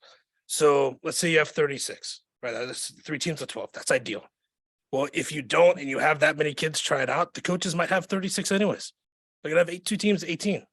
You're gonna have that many uniforms. Your expenses spent anyways. That they're probably gonna fundraise. Today I got an email from my nephew, gonna give the track team money. They're gonna pay for themselves. Basketball pays for themselves. I got 4 nieces playing here in high school. I got 2 nieces coaching. I got a daughter playing, and it's like, why on earth would we ever question more kids want to play? Like it makes absolutely no sense. So I just want to say I challenge you what you said at the very beginning. I love it. There's no reason we should be here. I don't want to say if it was a boys sport, we wouldn't be here. Basketball every year. Okay, we got a freshman team. There's enough. All we need to know is there enough? This year there wasn't enough. Okay, no freshman team. No big deal. Next year there will be. We have a person here that's one of the most respected individual employees in the district, had an amazing opportunity to play football, go to Stanford, play football at Stanford, created open doors. So we don't know what doors we're closing by not allowing these girls to play. That's all I have to say. Thank you for your comment. And please, as the last speaker, please. Thank you. My name's Thank you. Danielle. I have a daughter who's on the 8th grade team. She plays club volleyball in the off season, as well as many of these girls who spoke today do and who are sitting here not speaking up as well, but showed up in numbers to prove that we have them. We had, I'm not from this town. I grew up in Ohio, but after moving all over, I fell in love with this community, with the people here and the support that I saw here. I have 3 daughters that I'm raising here, and I absolutely love the support of the community, that people can come out and say, this is who we are and what we need, and that there's a response to that. And so I greatly appreciate your response, because maybe, you know, these numbers didn't show up in the past, but I appreciate you hearing us now that they are here. We had parents' night at the high school last month, and I showed up to that not knowing what to expect, not being in this community or at the high school ever. My oldest one is 8th grade now. So I approached the athletic director at that day and asked because I had heard rumors that there may be only 4 spots for my kid to play fall sports this year. And that's discerning to me. It's very concerning to me for my daughter and my other daughters as well, moving up into this program. And the response I heard was that it's such a small community here that there's just not a turnout for it. That's what I was told. And I think that this night clearly proves that that's not true. And so to be kind of brushed aside and say, well, we don't really have interest in it, was really disheartening to me and not the response that I had hoped to have from this community. So I appreciate just everybody being here and everybody listening to this conversation. The fact that we're able to bring this up and have a response that is more appropriate than being brushed aside. And I hope that that doesn't ever happen, that we are met with, that there's a response to a demand and a need of our community. So thank you guys. And thank you to all the girls really who showed up and spoke, because it is nerve-wracking to be here. And for them to do it is incredible. Thank you, girls. Thank you. Thank you all. Thank you all for being here. So I'm going to bring comments back to the board. Last time we started with trustee Avila. This time we're going to start with trustee Hazen. Any further comments? Yes, I'll say what everyone has already said, that it's great to hear from so many folks here, but incredibly impressive and moving to have so many students speak to us tonight. Please keep giving us your voices, because we're here for you, and you primarily, at least, if not everyone else. And I also heard and feel the need to give more kids opportunities to play these sports, including those kids that might want to join teams and get cut. So I would love, following on President Swanson, your proposal, how do we look into some of those skill building in a better way so we don't have to deal with this during the board? I do have 2 more clarifying questions, if it's possible. I don't know if Absolutely, it's possible. Go okay, ahead. so the first would just be, what would be the cost of the district if a team wasn't filled? If we do this, I know there's a 7,000 to start at, 5,000 if it's filled, but what if we don't have the numbers? Is there a cost to the district? If an approved team isn't filled, then there's 0 cost. There's Right. no cost So there's other no, than- right. right.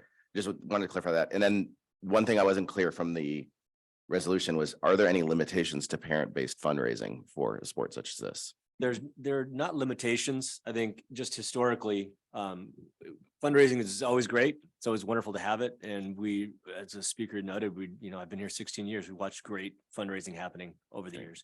The difficulty of counting on that to run a program is sometimes tricky, because things wax and wane. It's just the way it is.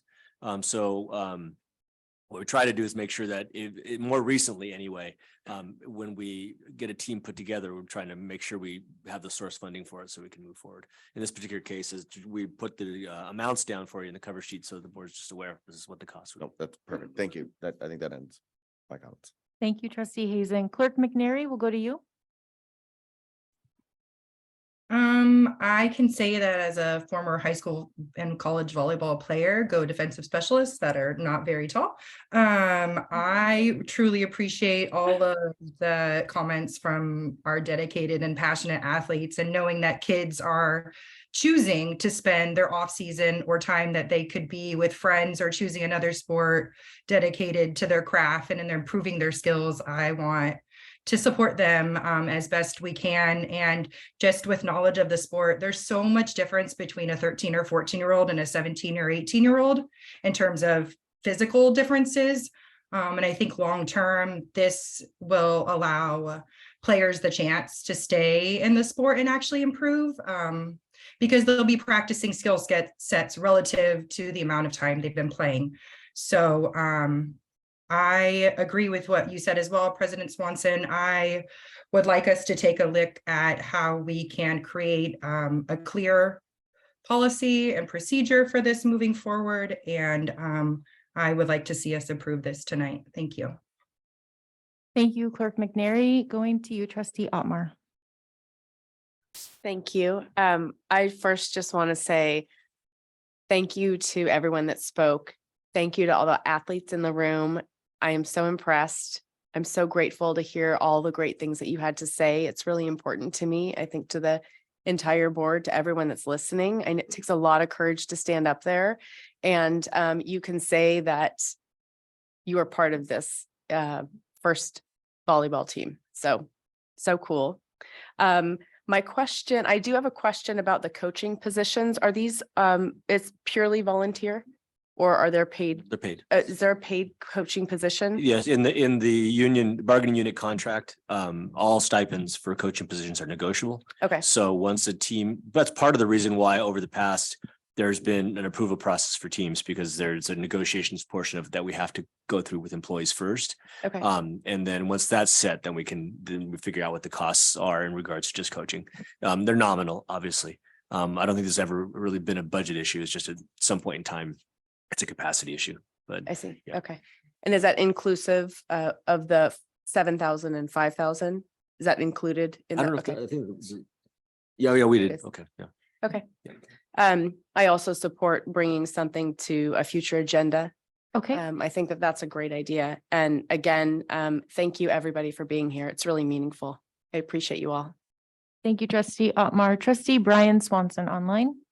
A couple of things. One, just a point I'd like to get clarified from Coach, I believe it's Coach Mountain, if they're still in the room. Yes, Coach Kyle Mountain is here. He's approaching the It's, podium. First of all, is just the best possible name probably to have for a coach.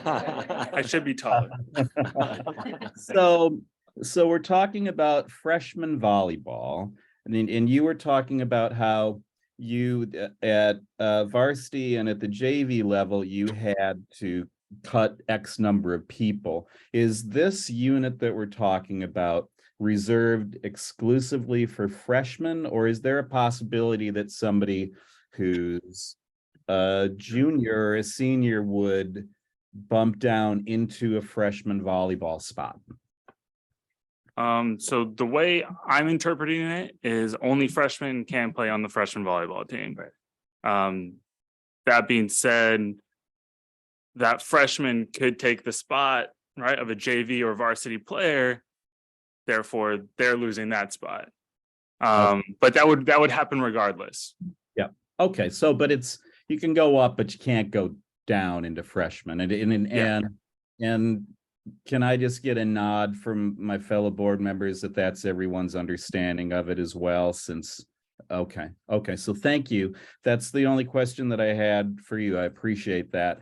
As far as everybody speaking tonight, amazing. I wish we had this kind of level of participation. All you young athletes are just wildly impressive. The coaches who spoke to and Director Morgan and everybody, thank you. I learned a lot tonight. You know, I come from a theater and music background where you kind of don't get cut. You know, it's like if you're in theater, you're on the crew if you don't get a part, you know. And if you're in choir, they just tell you not to sing so loud.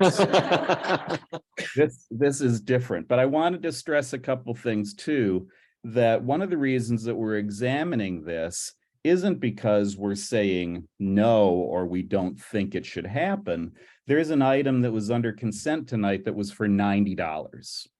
So it's part of the board's responsibility to examine expenditures and to examine expansion of programs so that so as board members, we have an ability to just have a better understanding of what is happening.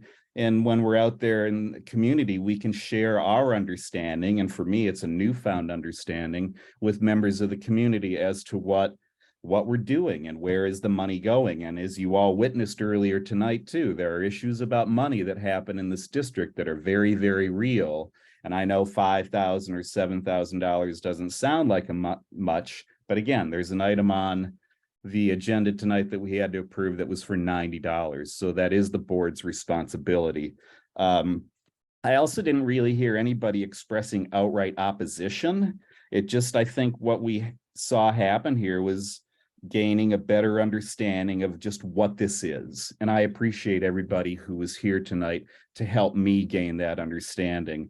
One of the takeaways, not a takeaway, but one thing I guess I just wanted to mention too, and other people had touched on it, is the importance of sports and physical activity.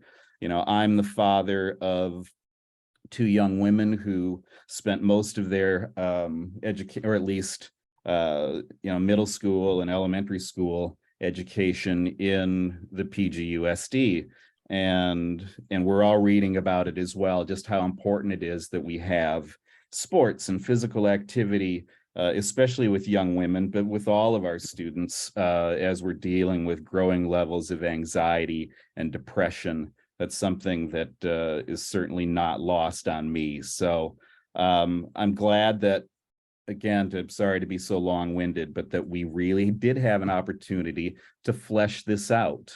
I'm in favor of moving forward with this for all the reasons that I touched upon here, and probably 4 or 5 more that I'll spare you. So thank you.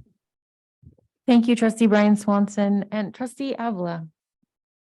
Yeah, I'll try to keep it brief, just for the sake of time, but this is something I'm really passionate about. You know, me being an athlete, born and raised in PG, this is what PG is all about. Everybody coming together, you know, making their voice heard just solely for the passion of the game. So that's really, really cool to see. Really proud of all you guys for talking. It's not easy being a young person coming and talking to people of such high power. So that was cool to see. And as a senior athlete, looking back, every year matters greatly. So I think it's absolutely imperative that you guys get your freshman season to play volleyball. So good job, guys.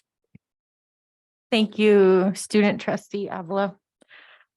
Okay, at this point in the meeting, unless I'm looking around, we've just given all of our comments. At this point in the meeting, it is time for us to vote on this item. So would anyone like to make a motion on adding freshman volleyball girls team? I will. I'll make a motion to add freshman volleyball girls team at the high school. Clerk McNary makes a motion. Who would like to second? I'm happy to second that. Trustee Dr. Hazen is seconding. Roll call vote, please. President Swanson, Aye. Clerk McNary, Sorry, I. Dr. Hazen, Aye. Trustee Otmar. Aye. Trustee Brian Swanson. Absolutely. Thank you. Student vote. Absolutely. Thank you so much. Motion carries unanimously. And at this point, we're going to take a 5-minute break. Thank you all for coming.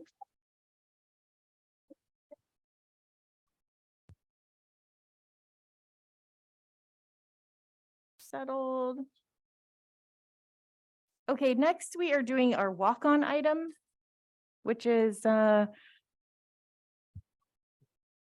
it's walk-on item, I guess it's now action item B, or we could just call it walk-on, you know what, we're gonna call it walk-on item A.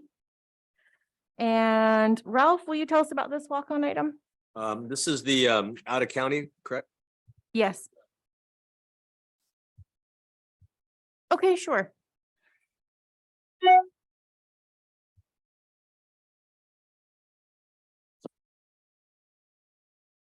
So yes, this is out of county request for our culinary program for 3 of our students, along with our instructor, Mrs. Erickson, to attend California Restaurant Association's Pro Start Cup competition in Long Beach. And the reason why we're having to bring it to you as a walk-on item is that unfortunately the paperwork got caught up in the system and did not get to you in the time needed to make the board agenda. We appreciate the explanation. Thank you so much, Mr. Garcia. I'm going to start with Clerk McNary. Any questions on this? No questions. Thank you. Thank you, Trustee Otmar. No questions. Thank you. Thank you, Trustee Brian Swanson. No questions. Thank you. Thank you. I do not have any questions. Trustee Student Avila. No, ma'am. Okay, thank you so much. All right, with that, I'm going to go to public comment. Anyone? None for me either. Go ahead. You know what? I'm off your list. You're like on the, well, I can't see my list. Okay. Any public comment, Louis? Okay, thank you so much. And I don't see any public comment here either. So it is time to make a motion and a second. Who would like to make a motion? Also move. Thank you so much, Trustee Brian Swanson. Anyone like to second? I'll second. Thank you. Motion made by Trustee Brian Swanson, seconded by Trustee Otmar. Roll call vote, please. Student advisory, Aye. President Swanson, Aye. Clerk McNary, Aye. Dr. Hazen, Aye.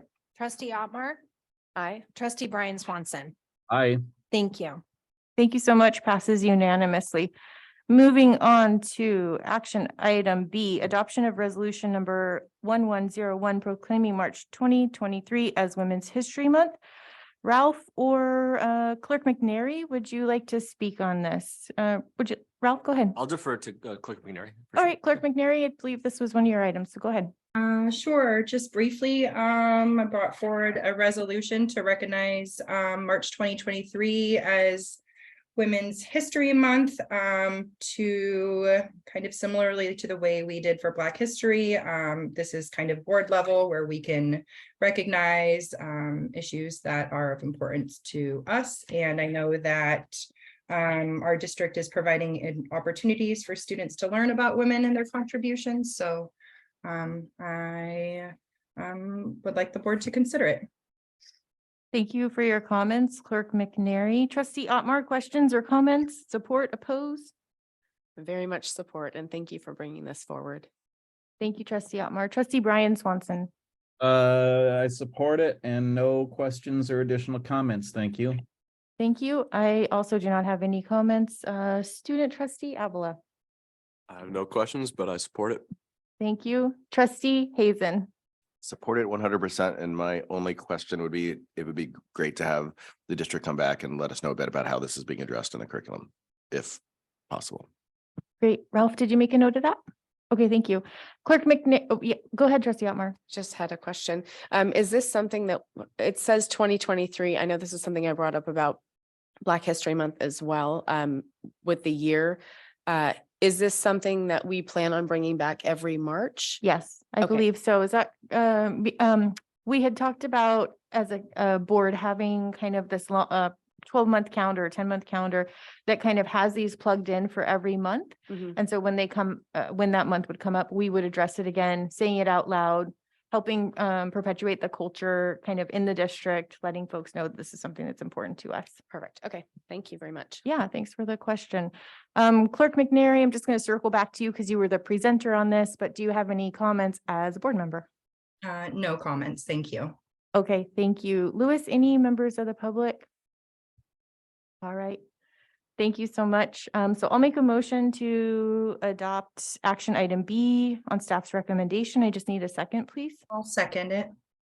Thank you. Motion made by Carolyn Swanson, seconded by Clerk McNary. Roll call vote, please. Student Advisory, Aye. President Swanson, Aye. Clerk McNary, Aye. Dr. Hazen, Aye. Trustee Otmar, Aye. Trustee Brian Swanson. Aye. Thank you. Motion carries unanimously. Thank you all. Moving on to action item C, resolution 1102, resolution to dismiss certificated employee Pacific Grove High School. Ralph, this one's yours. Oh, Actually, Billy, please go ahead. Thank you. Good evening, Billy Mankey, Human Resource Director for the Pacific Grove Unified School District. This item is a resolution that we are recommending the board adopt to reduce particular kinds of service based on a reduction in enrollment this year. And it is the equivalent of 5 sections of math at Pacific Grove High School. Thank you, Billy. Board, let's see if we have any questions. I'm going to start with Trustee Brian Swanson. No questions. I know we touched on this, I think briefly before, knew that it was coming, so I have none. All right, thank you. I have none either. Trustee Student Avila. All good. Thank you. Okay, Trustee Hazen. Yep. No comments. Thank you for presenting it. Clerk McNary. No questions or comments. Thank you. Trustee Otmar. None for me. Okay, thank you so much. Anyone on the public, Louis? Nobody in the public, seeing no one here in person. Let's move to a vote on this. Would anyone like to make the motion? Desperately asking somebody, please. I'll make a motion to adopt resolution 1102 to dismiss a certificated employee at PGHS. I'll second. Oh, Thank you. Thank you, guys. double. Motion made by Clerk McNary, seconded by Brian. I heard you first, so seconded by Brian Swanson. Roll call vote, please. Student Advisory, Aye. President Swanson. Aye. Clerk McNary. Aye. Dr. Hazen. Aye. Trustee Otmar. Aye. Trustee Brian Swanson. Aye. Thank you. Thank you. Motion passes unanimously. Thank you so much, Billy. Thank you. Moving on to action item D, land acknowledgement. This item, we've had on the agenda a couple times now. We've done had some, I thought, wonderful comments from the board and staff, and we've now kind of honed it, brought it in. I don't want to say finalized it, but Ralph, do you have anything to add to this? No, I just wanted to comment my appreciation to the students and the staff, at the high school who took some time to converse about this, get some feedback back. Assistant Principal Steinbach took time to speak with the leadership class and some other students. And I think the majority, for sure, of students felt comfortable, felt that this was an important thing to do. My understanding was that they preferred the second statement, that's of the two listed. Okay. And that also that in favor of taking a look at what kind of instruction can happen in the classrooms, and are hoping that the staff can lead the charge on that in terms of taking a look at what some appropriate instruction might look like. And so that will take a little time, obviously, but clearly there's an interest in pursuing some of that. Maybe not necessarily as main curriculum, but ability to talk about it in some of the programs. So there's student support for sure. And I think this is a great first step, and very proud of our students for having the conversation and dialoguing about this. Okay, and Ralph, you said it's the second one listed? That's my understanding. from the Okay, section. I'm going to read it quickly in case anyone doesn't have their packet. So it would say, good morning, afternoon, or evening. As we begin this meeting, it's important to pay respect to and acknowledge that we are on the traditional land of the Ohlone, Costanoan, and Esselen nations. People, land of the nations, well, I guess it's just people. And additionally, pay respect to elders, both past and present. And so this would go on our written agenda as present. This is how I understand the item. It will go on our written agenda. We can decide as a board if we want to read it at the beginning of a meeting or not. And I think if as a board, we approve to have it on the agenda, it'll stay on the agenda until I guess another board wants to take it off. Is that correct, Ralph? Okay. And so any questions starting with student trustee Avila? No, I think I'm all good for now. Thank you. Yeah, of course. Okay, trustee Hazen. Yeah, I just want to say I appreciate the effort by everyone, exactly what you said, Superintendent Bonas, but particularly again, the students for weighing in here, and I am in full approval of the second land acknowledgement. Looking forward to see how it can be incorporated in the curriculum. I do know we also have some local experts as well that are interested, if not eager, in helping out too with that. So I'm really excited to see where we can go with this and really do it justice. So thank you so much for bringing it back and all the effort put in. Thank you, trustee Hazen. Clerk McNary. Thanks everyone for the great discussion around this. And thank you to President Carolyn for bringing it towards us. I think this is a really great first step and I'm in support of it. Thank you. And trustee Otmar. Thanks. I am also very much in support of this. I do like the second statement. I'm very grateful to the students and everyone that was involved in bringing this forward. If the board is open to it, I still do think taking a moment of silence after the statement, even if it's 10 seconds, 15 seconds, taking a moment out of the meeting just to pay respect and to kind of honor where we're at, honor the land that we're on, and honor the people that were here before us. I think that's special in itself. So if everyone's open to that, to adding it, I would like to do that as well. Okay, thank you for the idea. Trustee Brian Swanson. I'm in favor of it. I also in favor of trustee Otmar's suggestion as well. I'm glad that we took a little extra time on this to get it to a point where it involved more people, just more input, and talked about how we might also involve this with the curriculum. So it was worth the effort and the extra time. So again, I'm in favor of it, plus with the addition of what trustee Otmar had suggested. Thank you, Brian. And at one point, I think trustee Otmar, you had brought up adding something like this to graduation. And I thought that was a really good idea. I'm wondering how the board would feel about adding this to the graduation part of the opening speeches and including the moment of silence at graduation, but leaving the moment of silence off at board meetings. And I only say that because actually, Ralph, maybe you can give me some insight. I've never heard the moment of silence take place after the statement being read at a public meeting. And I don't know if that's because I don't know what the reason for that is, but do you have any idea if this is appropriate, not appropriate, or? I don't know there's any restriction for it. I mean, typically moments of silence are in memorial. And if this is in that respect, I don't see there's a reason against it, but then again, I didn't really look into it. And one recommendation I would have for you, and again, totally up to you. I think if you would like to add it to the graduation, the only recommendation I would have is perhaps agendize that so that the public knows that's a conversation, because that might be a broader conversation for people. I like that. I like that idea. Okay, so sticking with our agenda item, how about I do that?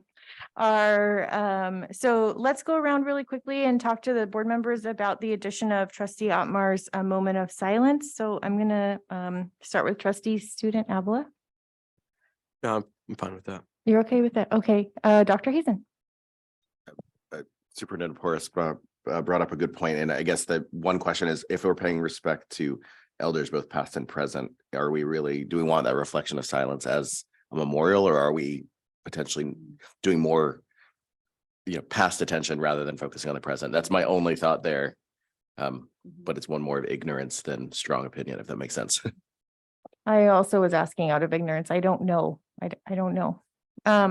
But I understand, I believe that Trustee Otmar's intent is to give even more respect to the statement. So do we make, so Trustee Otmar, I know how you feel about it, or do you want to comment again? I'd like to comment again. What I don't want to do is to hold this up in any way. So if we move it forward tonight, and if it's something maybe we want to add later, I'm okay with that. I would rather move this forward. Okay. Because I think it's very important. Thank you for that. Thank you. Brian Swanson, coming back to you. I'm still in favor of I would suggest 10 seconds of silence. One of the reasons is that one of the concerns about going through with this was that it just appeared, or may appear to some people, that it's performative. And I like that we take 10 seconds and just give it that moment, that it adds a little bit of extra weight. And it will give me at least an opportunity to think a little bit more about why we did it in the first place. Thank you, Brian. Clerk McNary. I am in forward of moving the land acknowledgement forward as it's presented, and I would really like to have that broader discussion about moments of silence and graduation and all of that together. Okay. That feels right to me. Trustee McNary's moving forward with as it's written in the agenda tonight, and then perhaps discussing adding a moment of silence, because I think we need to just double check on that. Because I'm not from any of these nations, so I'm not sure if that's something that's appropriate. Yeah. Trustee Otmar, if you would like to see that come back on a future agenda, will you put that request in writing on the request form? Thank you so much. Okay, so this item, action item D, land acknowledgement, we'll go to the public for any public comment. Yes, we have public comment in person. Yes, please. I just wanted to say, I love this idea. I also think, I don't know if this is the appropriate time, but once we agree where it is, I would really love to see that land acknowledgement on our district website. And so that it's visible to the public, maybe with our mission statement or somewhere else on another tab. But I really think that speaks volumes to who we are as a community, and that it needs to be part of we're presenting to the people elsewhere. Thank you. Thank you. And Trustee Otmar, do you want to add that component to your request so that we discuss it fully at a later date? Okay, thank you so much. Okay, there's no questions from the public. I'm just kind of looking at your eyes to see if there's any more comments board wise. I don't think there is. Oh, Elliot, go ahead. Quick Google, if I can admit that, just on this issue, this is from Santa Clara University. They added a sentence that said, "Let us take a moment of silence to pay respect to their elders and to all Ohlone people, past and present. So I do think there's an opportunity for us to do that and Okay. include it. I'm happy if it's done today, or I'm happy to also put it to a next. So I could make a motion on that if so desired. I'm also happy to. I like the idea of Right. bringing it back. It gives the public a chance to really read it. And for Ralph to check with our cultural proficiency experts. And I think that it's a good sign that you found that, Elliot. Thank you. But I'm not the only one on the board. So I am going to make a motion to adopt the land acknowledgement action item as it is on staff recommendation, specifically for the second one. Yes, go ahead, Ralph. May I ask just one question that would help Yes. staff? If you could just let us know where on the agenda you'd like to have it. Yes. Whether it's just right after call to order or before roll call, wherever, it would be helpful for us so we know where you want. I always imagined it near the Pledge of Allegiance, before or after. Okay. Will you double check that that's okay No, too? I don't think that's a problem. Wherever you'd like to put it, I'm sure would be fine. Just in regards to, because that's reconvening after we've come back from closed session. Yes. More people will be in public. I'm sure that'd probably make more impact. 'Cause Yes. typically people aren't here at the beginning, but I don't think there's really a restriction, or wherever the board feels Okay. most comfortable. So in my motion, then I would say that we would add the second wording of it after the Pledge of Allegiance. I second that.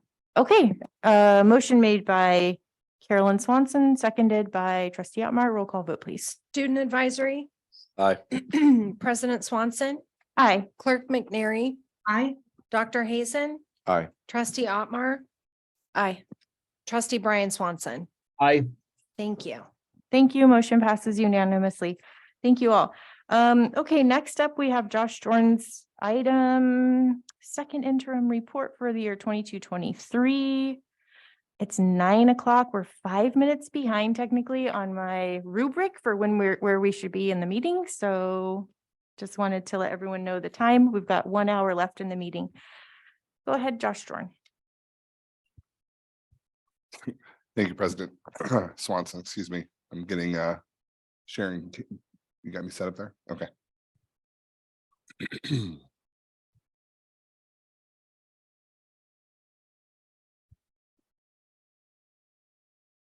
All right. So throughout the fiscal year, the budget cycle for the district's various funds are revised to reflect changing financial conditions as a result of board decisions. This process began with the report 1 noted on the slide, which is the adoption of the original budget in June. Report 2 is presented to the board in September, which is the prior fiscal year unaudited actuals. The current year budget revisions are included in the first interim report, which was done December 15th. A final budget revision is usually completed toward the end of May, and today we are going through the second interim report, which is report 4. Second interim reporting for fiscal year 2022-23 is being reported through January 31st and reflects the following conditions. Property tax projections have been updated based on actual tax receipts to date. Beginning fund balances have been posted following our audit. Staffing and position control changes and payroll encumbrances such as vacation payouts have been recorded and reconciled, and restricted revenue and expenditures have been budgeted. PGUSD is presenting a positive certification at second interim, which means that the district will be able to meet its financial obligations for the current and 2 subsequent fiscal years.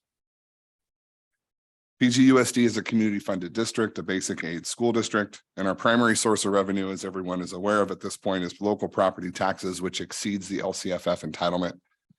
This year, our LCFF entitlement, as shown on the slide, is $21,493,305. So that's what we would receive as an LCFF district.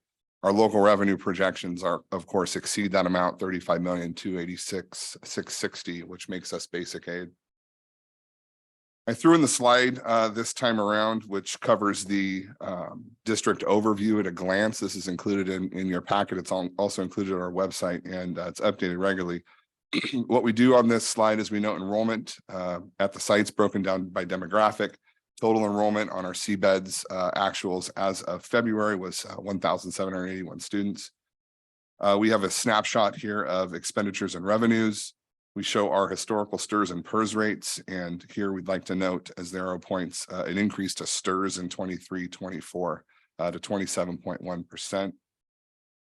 Here we also show general fund reserves, and then of course you can note the steady reduction of our reserve balance. That's in the middle of the page. I'm showing the arrow there, projected at 13.2% this year. Property tax revenue trends are included. SBAC testing for 2 years is included in our free and reduced meals student data currently, and then you can note the increase at the bottom at 17.1%, and that's due to the universal school lunch program. So we're going to take a look at the financials here at second interim, and I'd like to frame it by looking at first compared to second interim. Note the general fund beginning balances. They've now been amended based on audit adjustments from the 21-22 audit.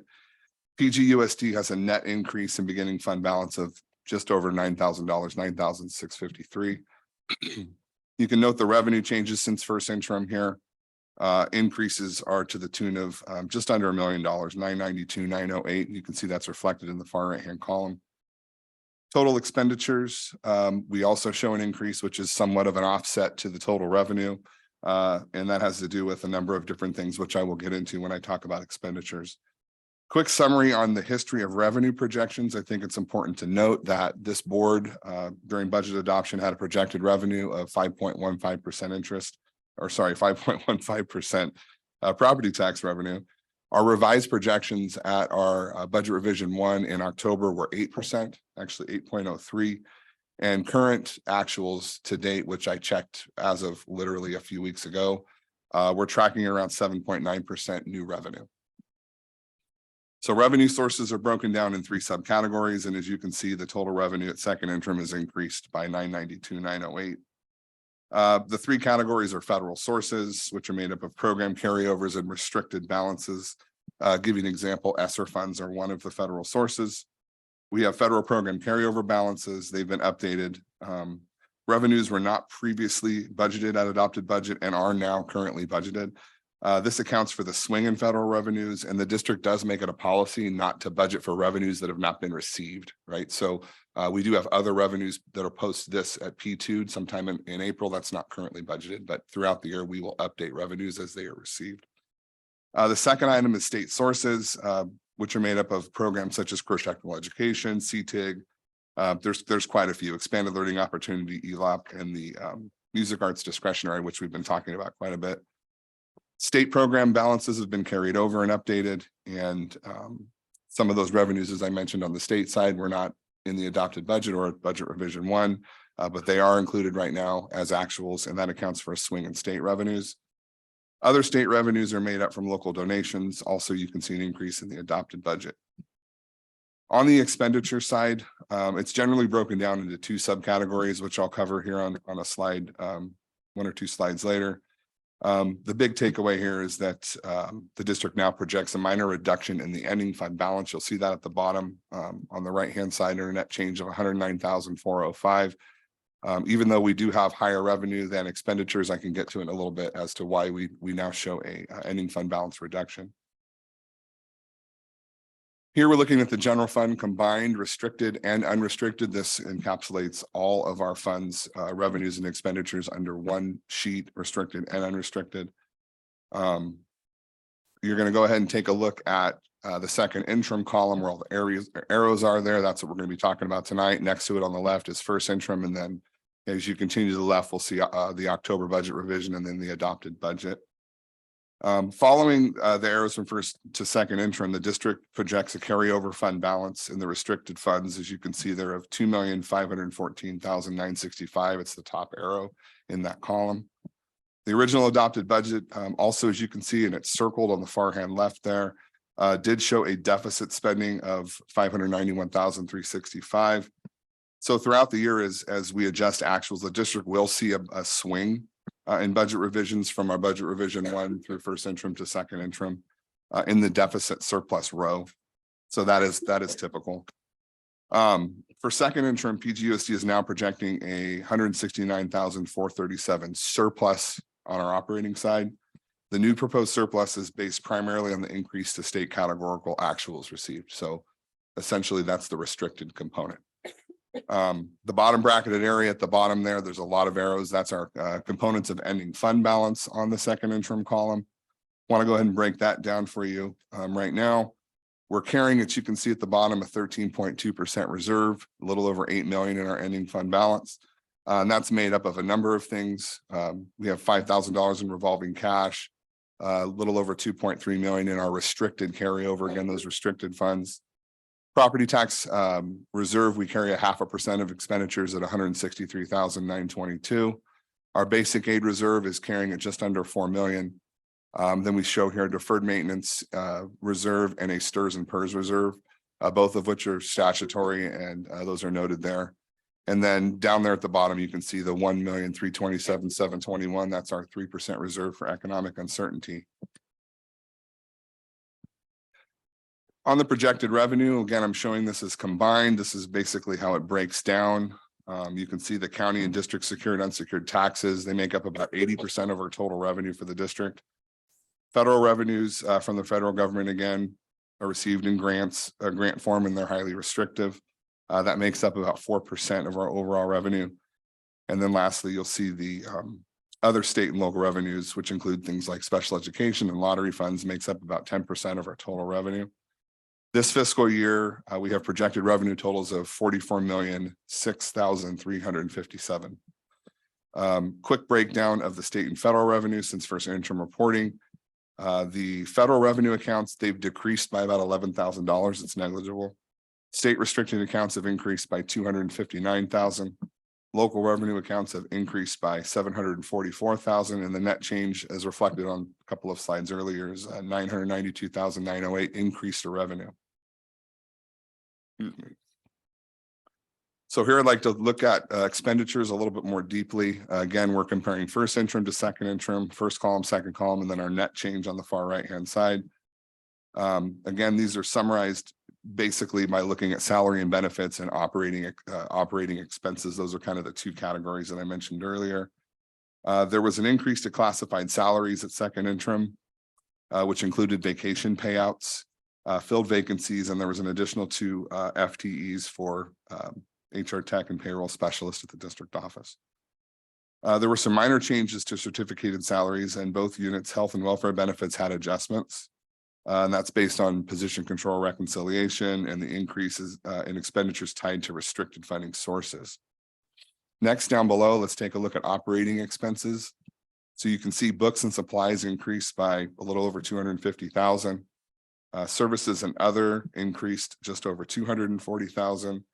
Capital outlay projects had a minor increase. And essentially all of this is tied to restricted funding sources.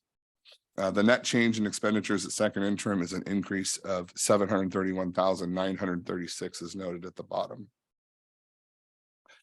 I'd just like to show the pie chart here, which is just an illustration, but really what it does is it kind of gives us a breakdown that shows half or just around 45% of the district expenditures are tied to certificated salaries. 1/4 or just under 25% are attributed to employee benefits. And 1/5 or around 20% equate to of expenditures equate to the or tied to classified salaries. Around 90%, so that's went down a little bit. 90% of our overall district expenditures are tied to salary and benefits. I'm going to show you a quick snapshot here, just cover a couple of items as it relates to our Object 3000s, which are employee benefits. You can see here that the 2022-2023 employer contribution to STRS, that's at 19.10%, and PERS is currently at 25.37%. 2023-24 STRS has, PERS is reliant upon being flat, whereas on the PERS side, we're expecting an increase to 27.1%. In overall cost to PERS. So the combined employer contribution to employee retirement, I've circled it up here at the top. If you take those two numbers and add them up, is just over 7.2 million in retiree benefits here at second interim. Now I'm going to take a look quickly at our funds. We have multiple funds that we report upon. This here is Fund 11, Adult Education.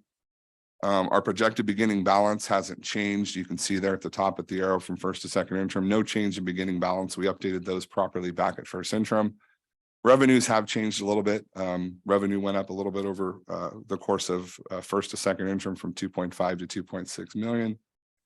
One thing we need to note here, you're seeing a large surplus, a large deficit down below the $4 million in total operating expenditures. You see a deficit of 1.9 million. The reason for that is the adult education fund now has to spend all of their carryover essentially. They have to budget for no more than 15% in carryover moving forward. So you see a massive increase in expenditures, which causes the deficit spend. There's the method to that madness is that program has to spend this money moving forward by the end of the next fiscal year, or we're in danger of, well, there's other issues associated with that. So there are expenditure plans that are being prepared by Director Martinez, Principal Martinez, and we'll be bringing these forward to the board as they progress. But the overall net fund balance stays positive at 375,857.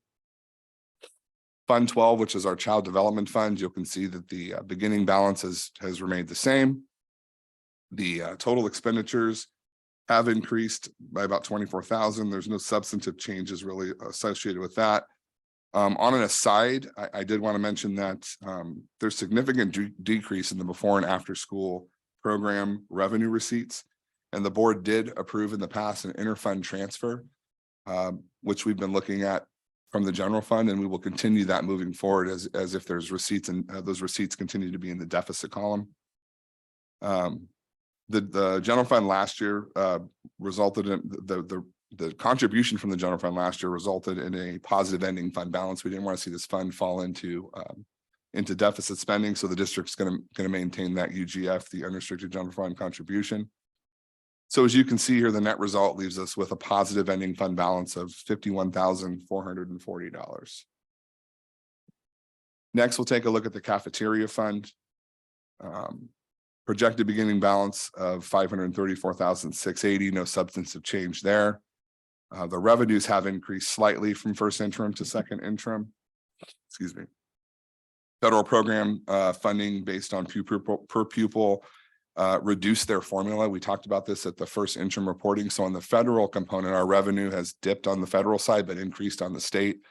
You can see that there in the top revenues column. Essentially, the state is picking up the loss on the federal side for the universal meals program. The district now projects an operating surplus, as you can see there, at just over $300,000, $300,253, which leaves us with a positive ending fund balance of $834,905. Fund 14, deferred maintenance. Not a lot of activity in the past in deferred maintenance, but you're going to be seeing more activity moving forward. No change at all in the beginning fund balance, as you can see at the top. We started out with $173,872. Revenues stayed relatively flat.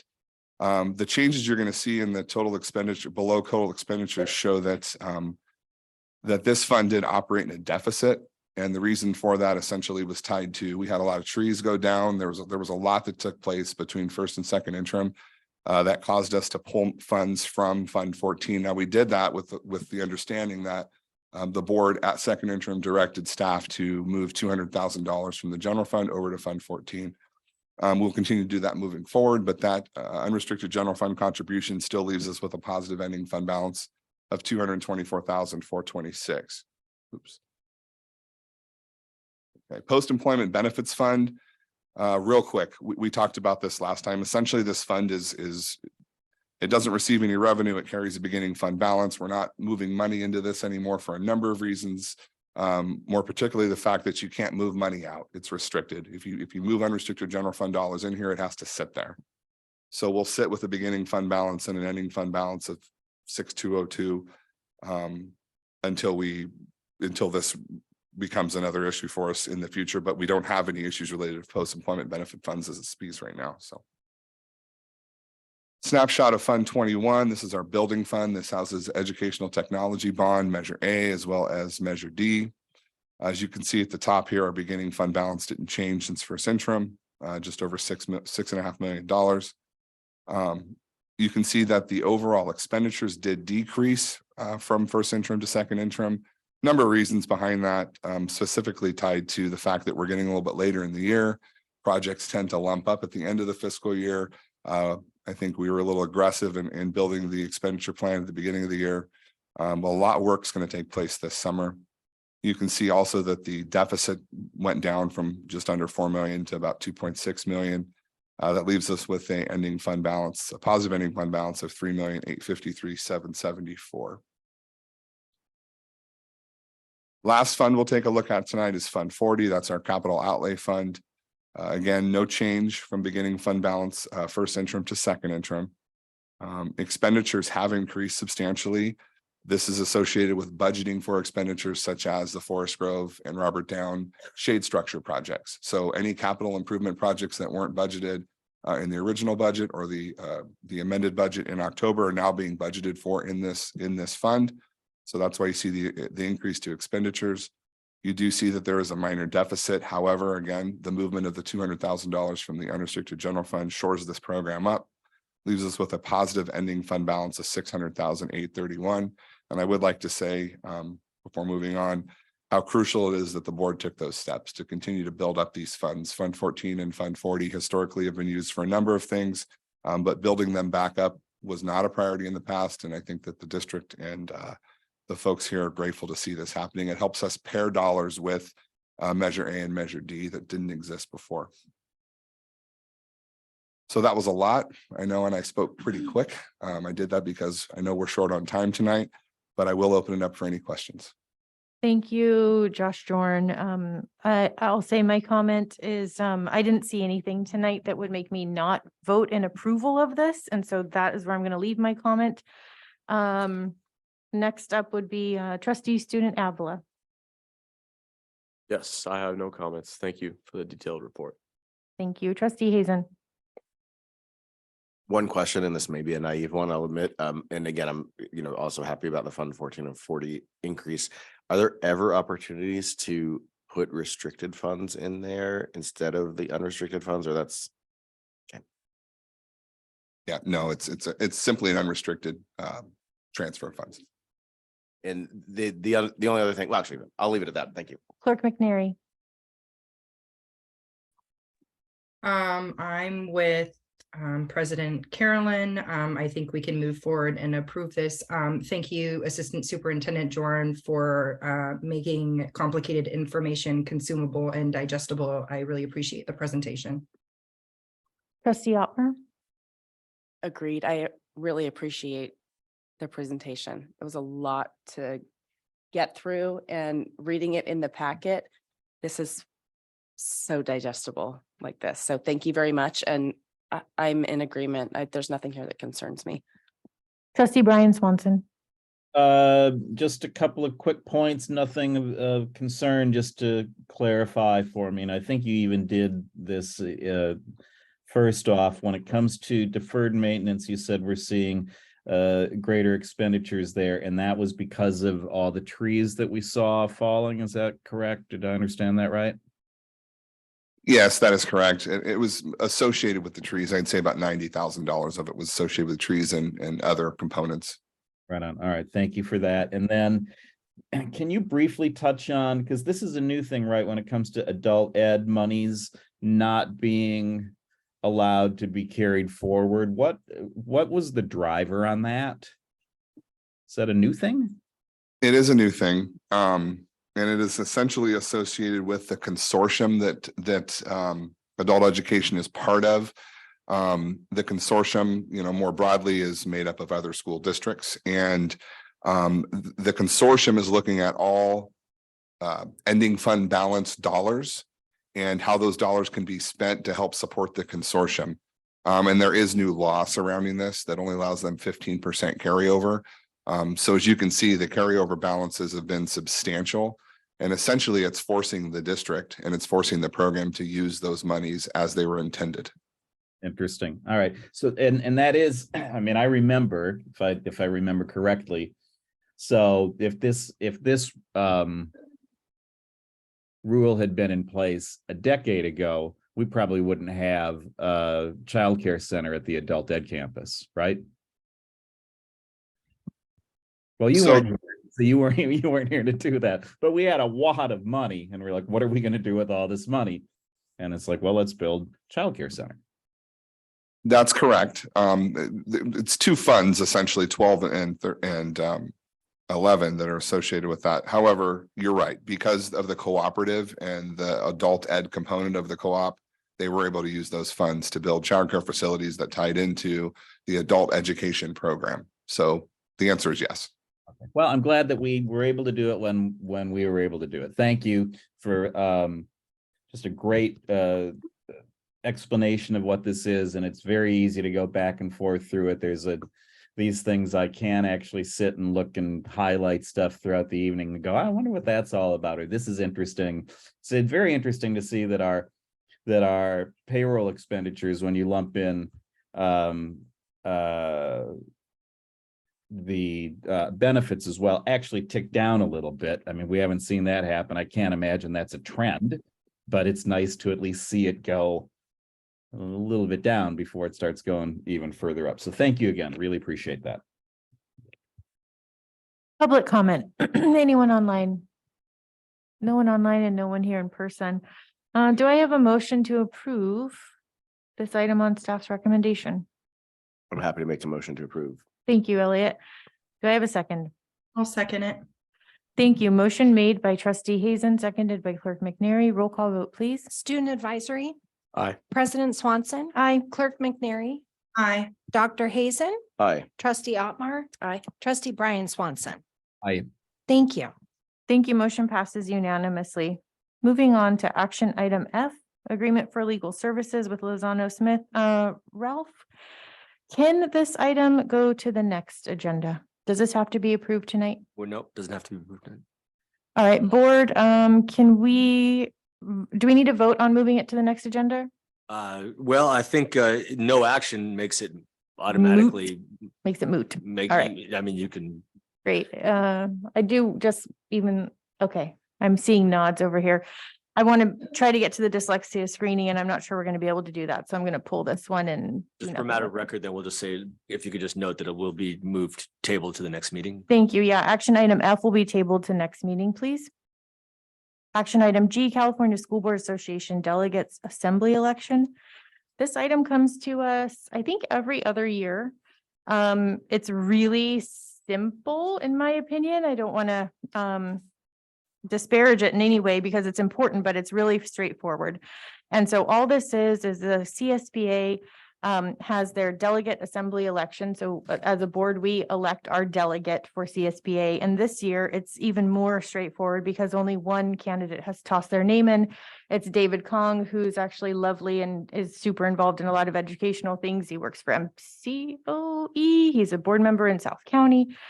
So he has tossed his hat in the ring and he has been our delegate for the past 2 years. So I will ask the board if they have any questions on this, starting with trustee student Avila.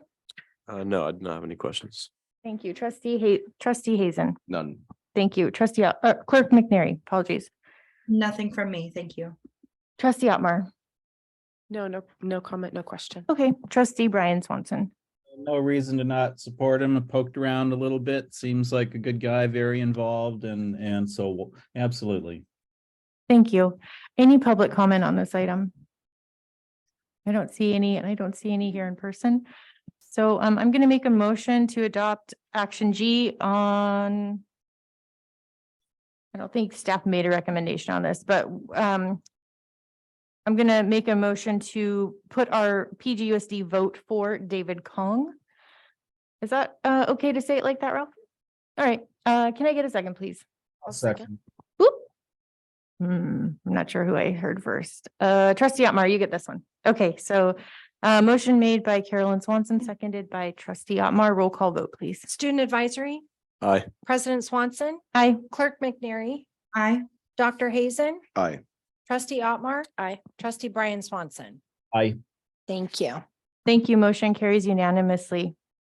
Action item H, which is our board calendar, future agenda, or sorry, future meetings, not to be confused with future agenda items. Ralph, do you have anything for this? Yeah, we did make a couple of adjustments to the calendar, so it does need action tonight. We just removed the open house back to school night dates item, which was actually just to be an update. So it got pulled from the calendar there. Oh, yes. And so, and then we moved budget revision 3 on March 16. So just a couple items, so we do need an approval. Motion. Okay. And just to clarify, we didn't take away back to school night or No, anything no. like that. It No. was just for some reason No. on the agenda or on the calendar, and it was confusing. We didn't know why. So any board questions on this? I'll start with trustee Hazen. No? Clerk McNary, No. trustee Otmar, None. Brian Swanson. Okay, and I don't have any either. Any public comment? I don't see any either. Thank you, Louis. All right, do I have a motion to approve this one? Also move. Thank you, Brian. Any second? I'll second.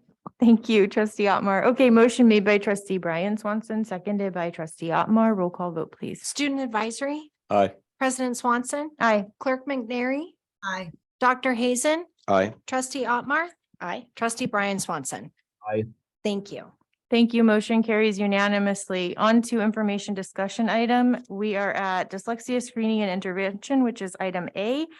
And we are here at we're at 9:30. So I'm hoping we can do this item in about 20 minutes. Fantastic. I think we can. Cool. Go ahead, Buck. All right. Welcome, everyone. Buck Rogeman, the Director of Curriculum and Special Projects for PGUSD. And we tried to include a pretty good summary of the program in, the board packet. And just to kind of paint in broad strokes, the dyslexia screening and intervention process that we use at PGUSD. I am actually speaking kind of on behalf of the expert in the room, who is Mary Quindamil, who's one of our intervention teachers. And I've had the pleasure firsthand of watching her work for several years at Forest Grove while I served as the principal. Mary's team includes Heather Zunaguzzi at Robert Down, as well as Annalisa Ferenza at Robert Down. And this year, I know that Mary has worked a lot with Renee Woods at Forest Grove as well. The teachers also have aides that work within the classroom with them to ensure small group instruction when children do show that they have some struggles reading. But I think that one of the things that you want to know when you're looking at the screening and intervention procedures that we use in PGUSD is that we screen and monitor students multiple times throughout the year. So the screening process happens three times a year when the students take the DIBELS assessment. And DIBELS, I always have to look, but it's the dynamic indicators of basic early literacy skills. And DIBELS is a screening tool that can diagnose students that show tendency toward those learning difficulties that are associated with dyslexia. And so as part of this tiered approach to screening, not only in kindergarten, but all the way through fifth grade, the students are tested three times a year, at the beginning of the year, the middle of the year, and then also in the spring. We do it for a couple reasons. One is to see if our students are making progress, but then also to see if,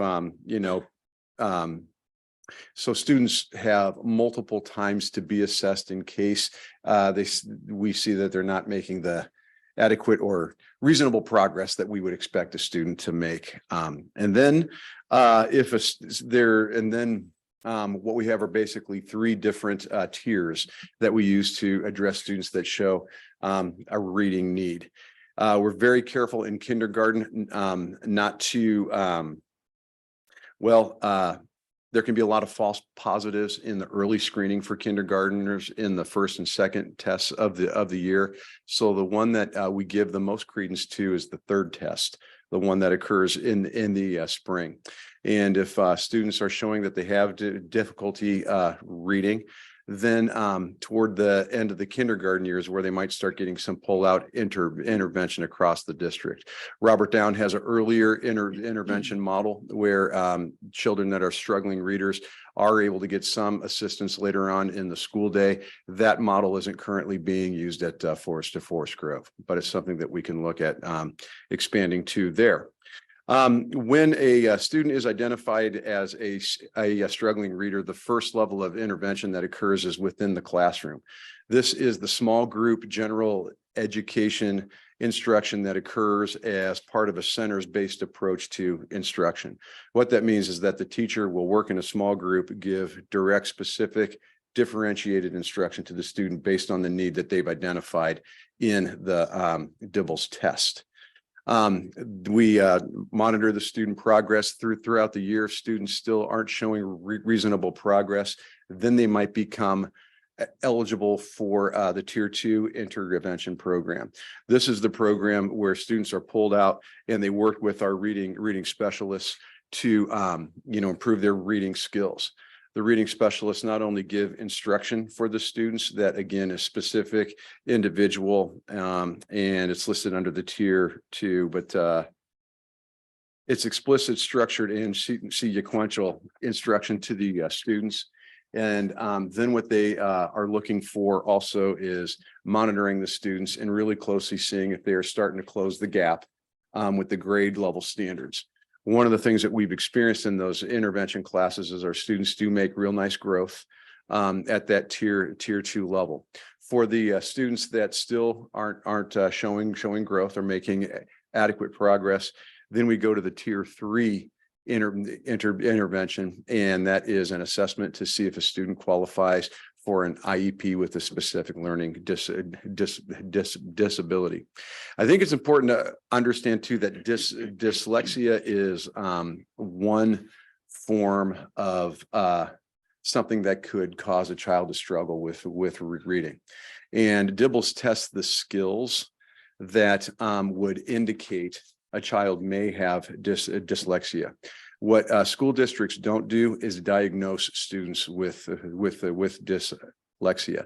That is something that a medical professional does, or that a private qualified. I got a note here on this. Our school psychologists. Right. That the actual diagnosis cannot happen until a school psychologist or a medical doctor. Thank you very much, Director Davies. I appreciate that. Ladies and gentlemen, Claire Davies, our Director of Student Services. So that kind of gives a rough view, a sketch of the dyslexia screening that we do throughout the district, and also some of the intervention that we take when students show that they're having some struggle reading. And I'll interject again, if you don't mind. Sure. The DIBELS is one screening mechanism. It is for all students at elementary. But once they get to the general ed reading intervention program, and these ladies are truly progress monitoring. If a student is not making adequate progress, they give another screening called the NESI. And then that might really be a flag that may say, you know what, we better move forward with special education assessment. And Mary can definitely speak to, she truly is the expert. If she wants to. That's okay, Mary. Don't worry about it. If the board has questions for you, then they can address them to you. Yeah, but we will field whatever we can here. Okay. So with that, board, if you have any questions, I think that's probably the best way to do it. You've got a lot of information there in front of you.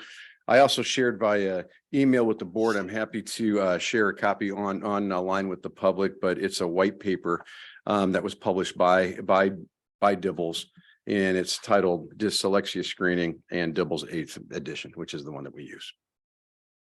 Thank you so much, Buck. Sure. And thank you, Director Davies online. Trustee Hazen, questions, comments? Yes, just really quickly, and I appreciated that clarification that the school psychologist or doctor was needed, but I was really, would be interested to know how many children are identified in PG, and since we are talking dyslexia and particularly at each grade level. And so, is this something we are catching mostly in kindergarten, or are there students that we're getting second, third, fourth grade that are saying we have these issues? And then just a second one on that as well was, let me just see, it's basically since you brought up the difference between the two sites too, I'd be curious if there was a different rates there as well. Sure. And we can get you those numbers, Dr. Hazen. One of the things that we do have is data that is sorted by students from the students that score the highest all the way down to the students who score the lowest. So we can get really specific in terms of the data that we can give you. Also, we do progress monitor on student reading, also using the measurement of academic progress or the MAP test by NWEA as well. So one of the things that we do is multiple measures. And I think that's probably one of the greatest areas of progress that the district has made, at least since I've been an administrator, is using multiple measures to try to identify students who require intervention and then acting on that data once we see it. It's been pretty impressive to watch the data sheets that are compiled at Forest Grove. And I know that they just went through a couple days of meeting talking about each student's results, student by student, and the students that have an action plan, that they build that plan there. So that kind of scrutiny is being given to the data at the site level. Clerk McNary.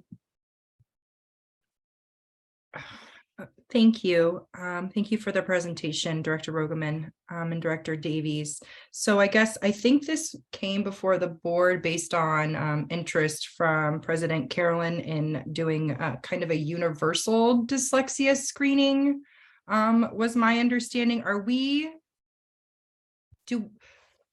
Do we do that, Buck? I mean, I hear that we're doing dibbles when kids are going through the process, but when kids get to elementary school, does everybody get screened before they get started? Or is that not practical? Once again, the Dibbles assessment that we give is a dyslexia screener. Okay, so if a child is struggling with some of the skills that are associated with learning to read, some of those struggles could be indicative that a student has dyslexia. Sorry, I got a stutter. But one of the things that we do is if you screen a child too early, then a child who's naturally learning how to read might present as being a struggling reader, because that child is learning how to read, which is the reason why we don't only screen when they get to us in kindergarten, but we can continually screen the children as they progress through the grade. So if a child is having trouble reaching the grade level standard reading wise, then we can act on that and intervene first at the classroom level. And then if the growth isn't sufficient, then we can intervene in a pull-out level.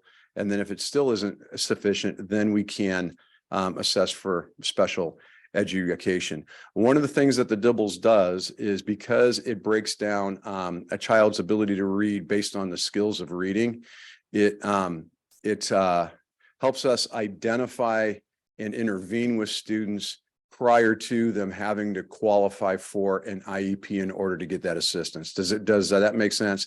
That our efforts to intervene for any kind of reading struggle is not only going to address the students who may eventually get diagnosed with dyslexia, but it helps us address the needs of all struggling readers. So a simple answer to the question is yes, we screen for dyslexia, but it's part of a broader reading screening that goes on for any difficulty a child has reading. The skills of reading are compartmentalized, and thank you, Mary, for coming up and talking a little bit about those skills of reading. But children who are learning those different compartmentalized skills need to work on specifically what they're struggling with, and that's what our intervention team is able to help them on. I just wanted to clarify, just because that it's a universal screener. So we are not just looking for students that need support or intervention because we think they're dyslexic. It's a universal screener for literacy acquisition. We want to help all students be able to read and give them the support that they need. One aspect is that something that it helps us identify so that we can make sure that we're giving the support needed to students and the progress monitoring. So basically what happens is, if a student is identified, let's say we use color bands in the red range, which is well below where they should be, then our first step is to give them some intervention. Just because a kindergartner comes in and may be in some of those tests in the red range, it does not mean they're dyslexic, right? There's a whole bunch of different reasons for them being in the red range, especially at a kindergarten age. They may not have even been exposed to letters and sounds and things like that. So it's just that we keep track and we continue to use that screener those 3 times a year, so we can give the intervention and support to all kids in the red, even if we don't think they're dyslexic, because we want all kids to be able to read. And the Dibbles is given how often after kindergarten? It's given every year, correctly? Correct. Kinder through 5th grade, we give it 3 times a year. There's beginning, middle, and end of the year. Thank you. For all grades. Thank you. Clerk McNary, did you have anything further? Oh, thank you. Okay. Trustee Otmar. Thank you. I'm so glad that this is happening. I do have a question about tier 2, about the kids pulling out of class. And I just sort of wonder with that, what the social emotional implication is, because I know that there is probably a little bit of embarrassment that might come with that. And so I just wondered if that gets addressed or how that is addressed. Interestingly enough, I think it would be embarrassing if you or I got pulled out. With our kids that are in 1st grade or second grade, there are so many students that wind up getting pulled out for various reasons throughout the school day that it's pretty normal. Whether it's getting pulled out for reading intervention, some are going to go see the counselor, some get pulled out for speech like I did when I was a kid. Not that effective in my case, but because students are going a lot of different ways throughout the school day, there really isn't a stigma that gets developed as far as that goes. And so thank you for asking that question, but it's interesting because that similar question comes up a lot in the individual education plan meetings that we have. Parents are concerned that their child's going to get a label or somehow be held up for ridicule because they're getting pulled out of class. And that really isn't the experience that we've had with our little ones. I just wanted to say, usually it's the opposite. It is heartbreaking when I go pick up 1st graders and 1st graders that are not part of our reading intervention are, when is it going to be my turn?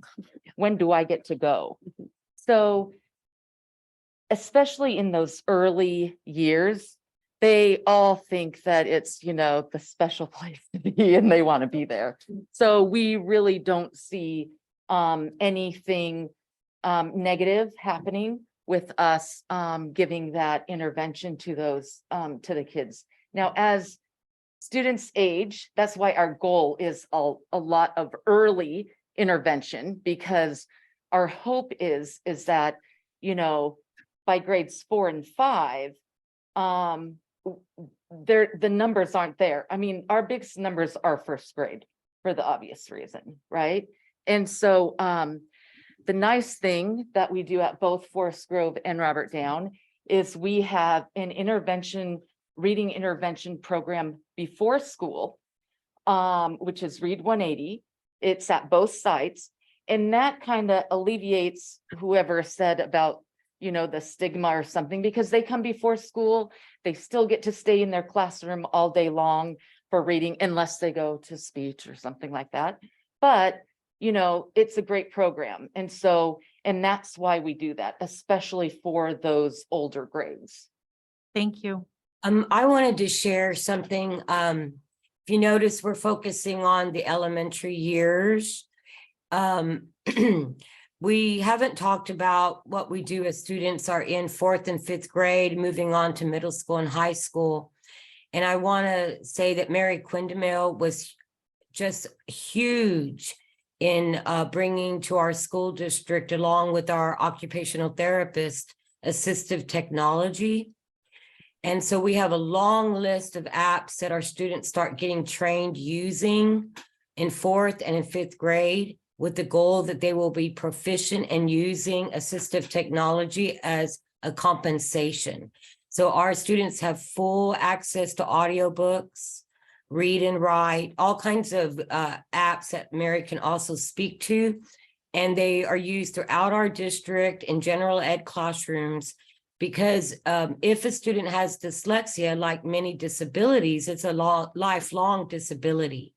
So at some point, in order for those students to continue to access general education, be on diploma track, they need access to those support and compensatory skills. And I'm very proud of the work that's been done over the last few years of bringing assistive technology to any student who needs it. And again, anything we do for all. Anybody that needs it, they have access. So I just wanted to do a shout out about that. And Mary was instrumental in bringing that to our classrooms at the elementary level. Thank you, Claire. Trustee Otmar, did you have any further questions? I just was wondering how long this has been going on. Like how many years ago did this? We've been doing the DILS testing since I was a principal at Forest Grove. I think that the frequency of the testing has increased within the past about 5 years. Is that right, Mary? 3 years? This is my second year. Right. Right? I think it's my second year, so 2 years. Right. We've done it a whole school. Okay. It did not used to be done previously. It was only in the. Right. So we have been doing the dibbles in the lower grades for a long time, but school-wide, yeah, 2 years. Trustee Brian Swanson? I want to say 3 or 4, Mary. Just a couple quick things. First of all, I'm looking forward to reading the white paper. I didn't get it till late this afternoon, but that looks very interesting, and I may have a few questions after I go through that. But Buck, thank you for providing that. I also thank you, Trustee Otmar, for asking about kids maybe feeling a little awkward or I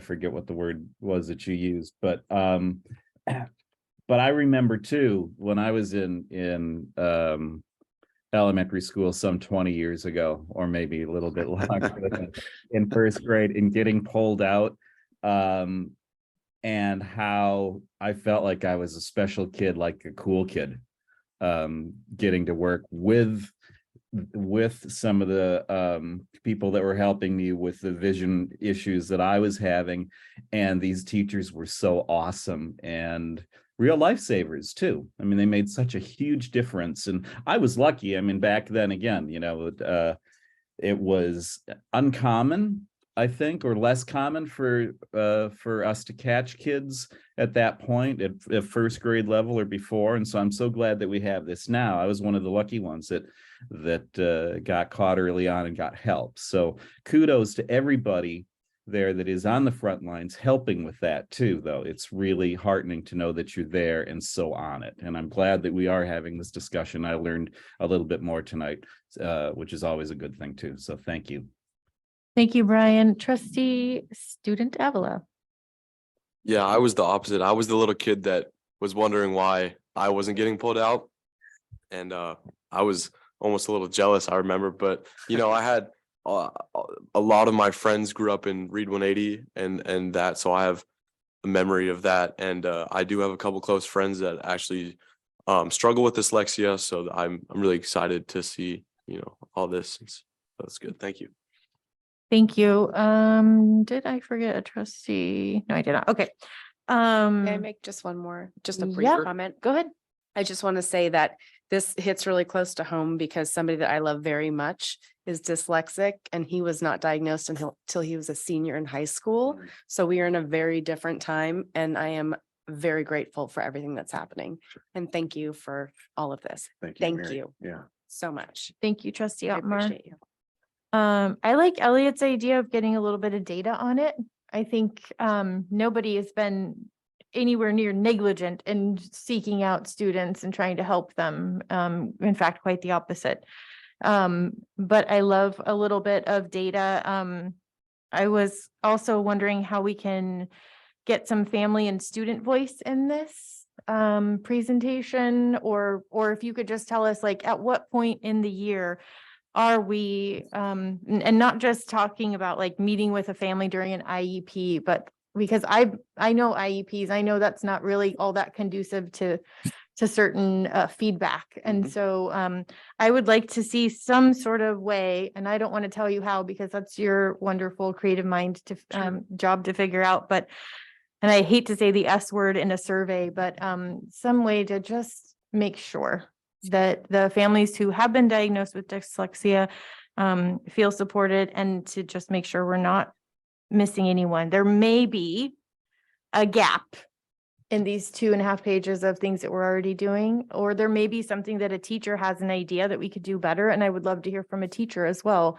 If there is something, maybe it's more staff, maybe it's adopting another screening. I don't know, but I would like to see that. A couple things, keep in mind, we're not going to diagnose the students, right? That's not the role of the district. We're going to identify those areas in which they struggle to read, and we're going to intervene in those areas where they struggle to read. Okay. That's this. So I think that we can give you data about the number of students that we're serving and what the trends look like by grade level and by school. Yes. But what we're not going to be able to do is like give you a list of students that have. We don't want dyslexia. names. We don't want that. Well, we don't no, want that. sorry, but we're not even going to be able to give you like numbers of students that have dyslexia because we're not doing the diagnosis of that. There, we can look at the students that, well, Claire, and maybe you can help me out with this, but even when a student qualifies for an IEP, dyslexia isn't necessarily the disability that gets listed. Is that correct? It's specific learning disability is the overarching disability. And then under SLD, there's different areas of challenge for the student. And then so it could be a visual processing disorder, it could be auditory processing disorder. I mean, the list goes on and on and on, but under the umbrella, it's under the umbrella of specific learning disability. So Thank you, Claire. Trustee Hazen? Yeah, just following quickly on the data side, though, I mean, if we have somewhere listed under that disability, dyslexia, I mean, I guess what the scientist in me wants to say, are the DIBELS programs, are these multiple measures we're taking, catching those, not diagnosing them, but catching them and directing them to the right place so that they can be diagnosed if needed. Because that's the area that I think is I'm most concerned with, because there's some kids that, as you're saying, if it's a lifelong issue, it's a different treatment, so to speak, or a different approach that needs to be taken than if it's just a kid that has not been exposed, is not learning to read, if that makes sense. That's my 2 cents, might be naive. And it's 9:56, so maybe we can have, Ms. Quindamel, if you wanted to say something, please come up and do. Address that other piece is that. Yeah, we please do, speak into the mic. DIBELS especially, they have a whole bunch of different types of reports that we run, and we do share that with parents. I want to say last year we had, there's an SST process, and we share all of that data with parents and decide on a plan of intervention and how we can help them, how we can help the student. I want to say last year we had like 64 SST meetings. We had 64 SSTs, but something. we also shared that data with parents at the parent conferences in the fall as well. I think as a board, we're asking, are we doing enough? Is there something we can help you do more? And so if there is something that comes across your desk, and I think that's what Elliot's asking for, the data, because otherwise we don't really have anything to go on, because we're lay people, we don't know. But there's a movement right now to do universal dyslexia screening. We want to make sure PGUSD is doing that and maybe beyond. And so we can bring it back, or we can just thank you for the information. And if we have questions as individual trustees, we can fire them off to Ralph and kind of discuss it further. I hate to close this up, but we need to look for any public comment on this item. No public comment. And it's 9:58. So thank you, Buck. Thank you. And thank you, Ms. Quindamel, so much for this information. And thank you, Director Davies, as well. Thank you. It's really clear that you guys are passionate about helping all the kids. And so that is not under question whatsoever. So thank you so much. The very last item on our agenda tonight, because now it's almost 9:59, is future agenda items. And I just wanted to say really quickly, we have this wonderful online form to send in future agenda items. And so in this instance, we're running out of time. I don't think as a board, we have to discuss too much what we want to add, because as board members, we can submit through that form online. Members of the public can also submit through that. For instance, I'm going to submit a form asking for a discussion on policy for establishing a sports team. So as far as the items that are already listed, Teacher of the Year recognition, CSBA policy update, PE program presentation, those are the three that are pending. I think those can, well, I'll open it up to the board. I don't want to take away your commenting ability. So Clerk McNary, any comments on this item? You have 60 seconds or less, because 5 of us have to talk. Yeah, I do have a few future agenda items, but I suppose I will just stick them in the online form to be quick. Okay, thank you so much, Trustee Otmar. Same here. Same there. Okay, Brian Swanson.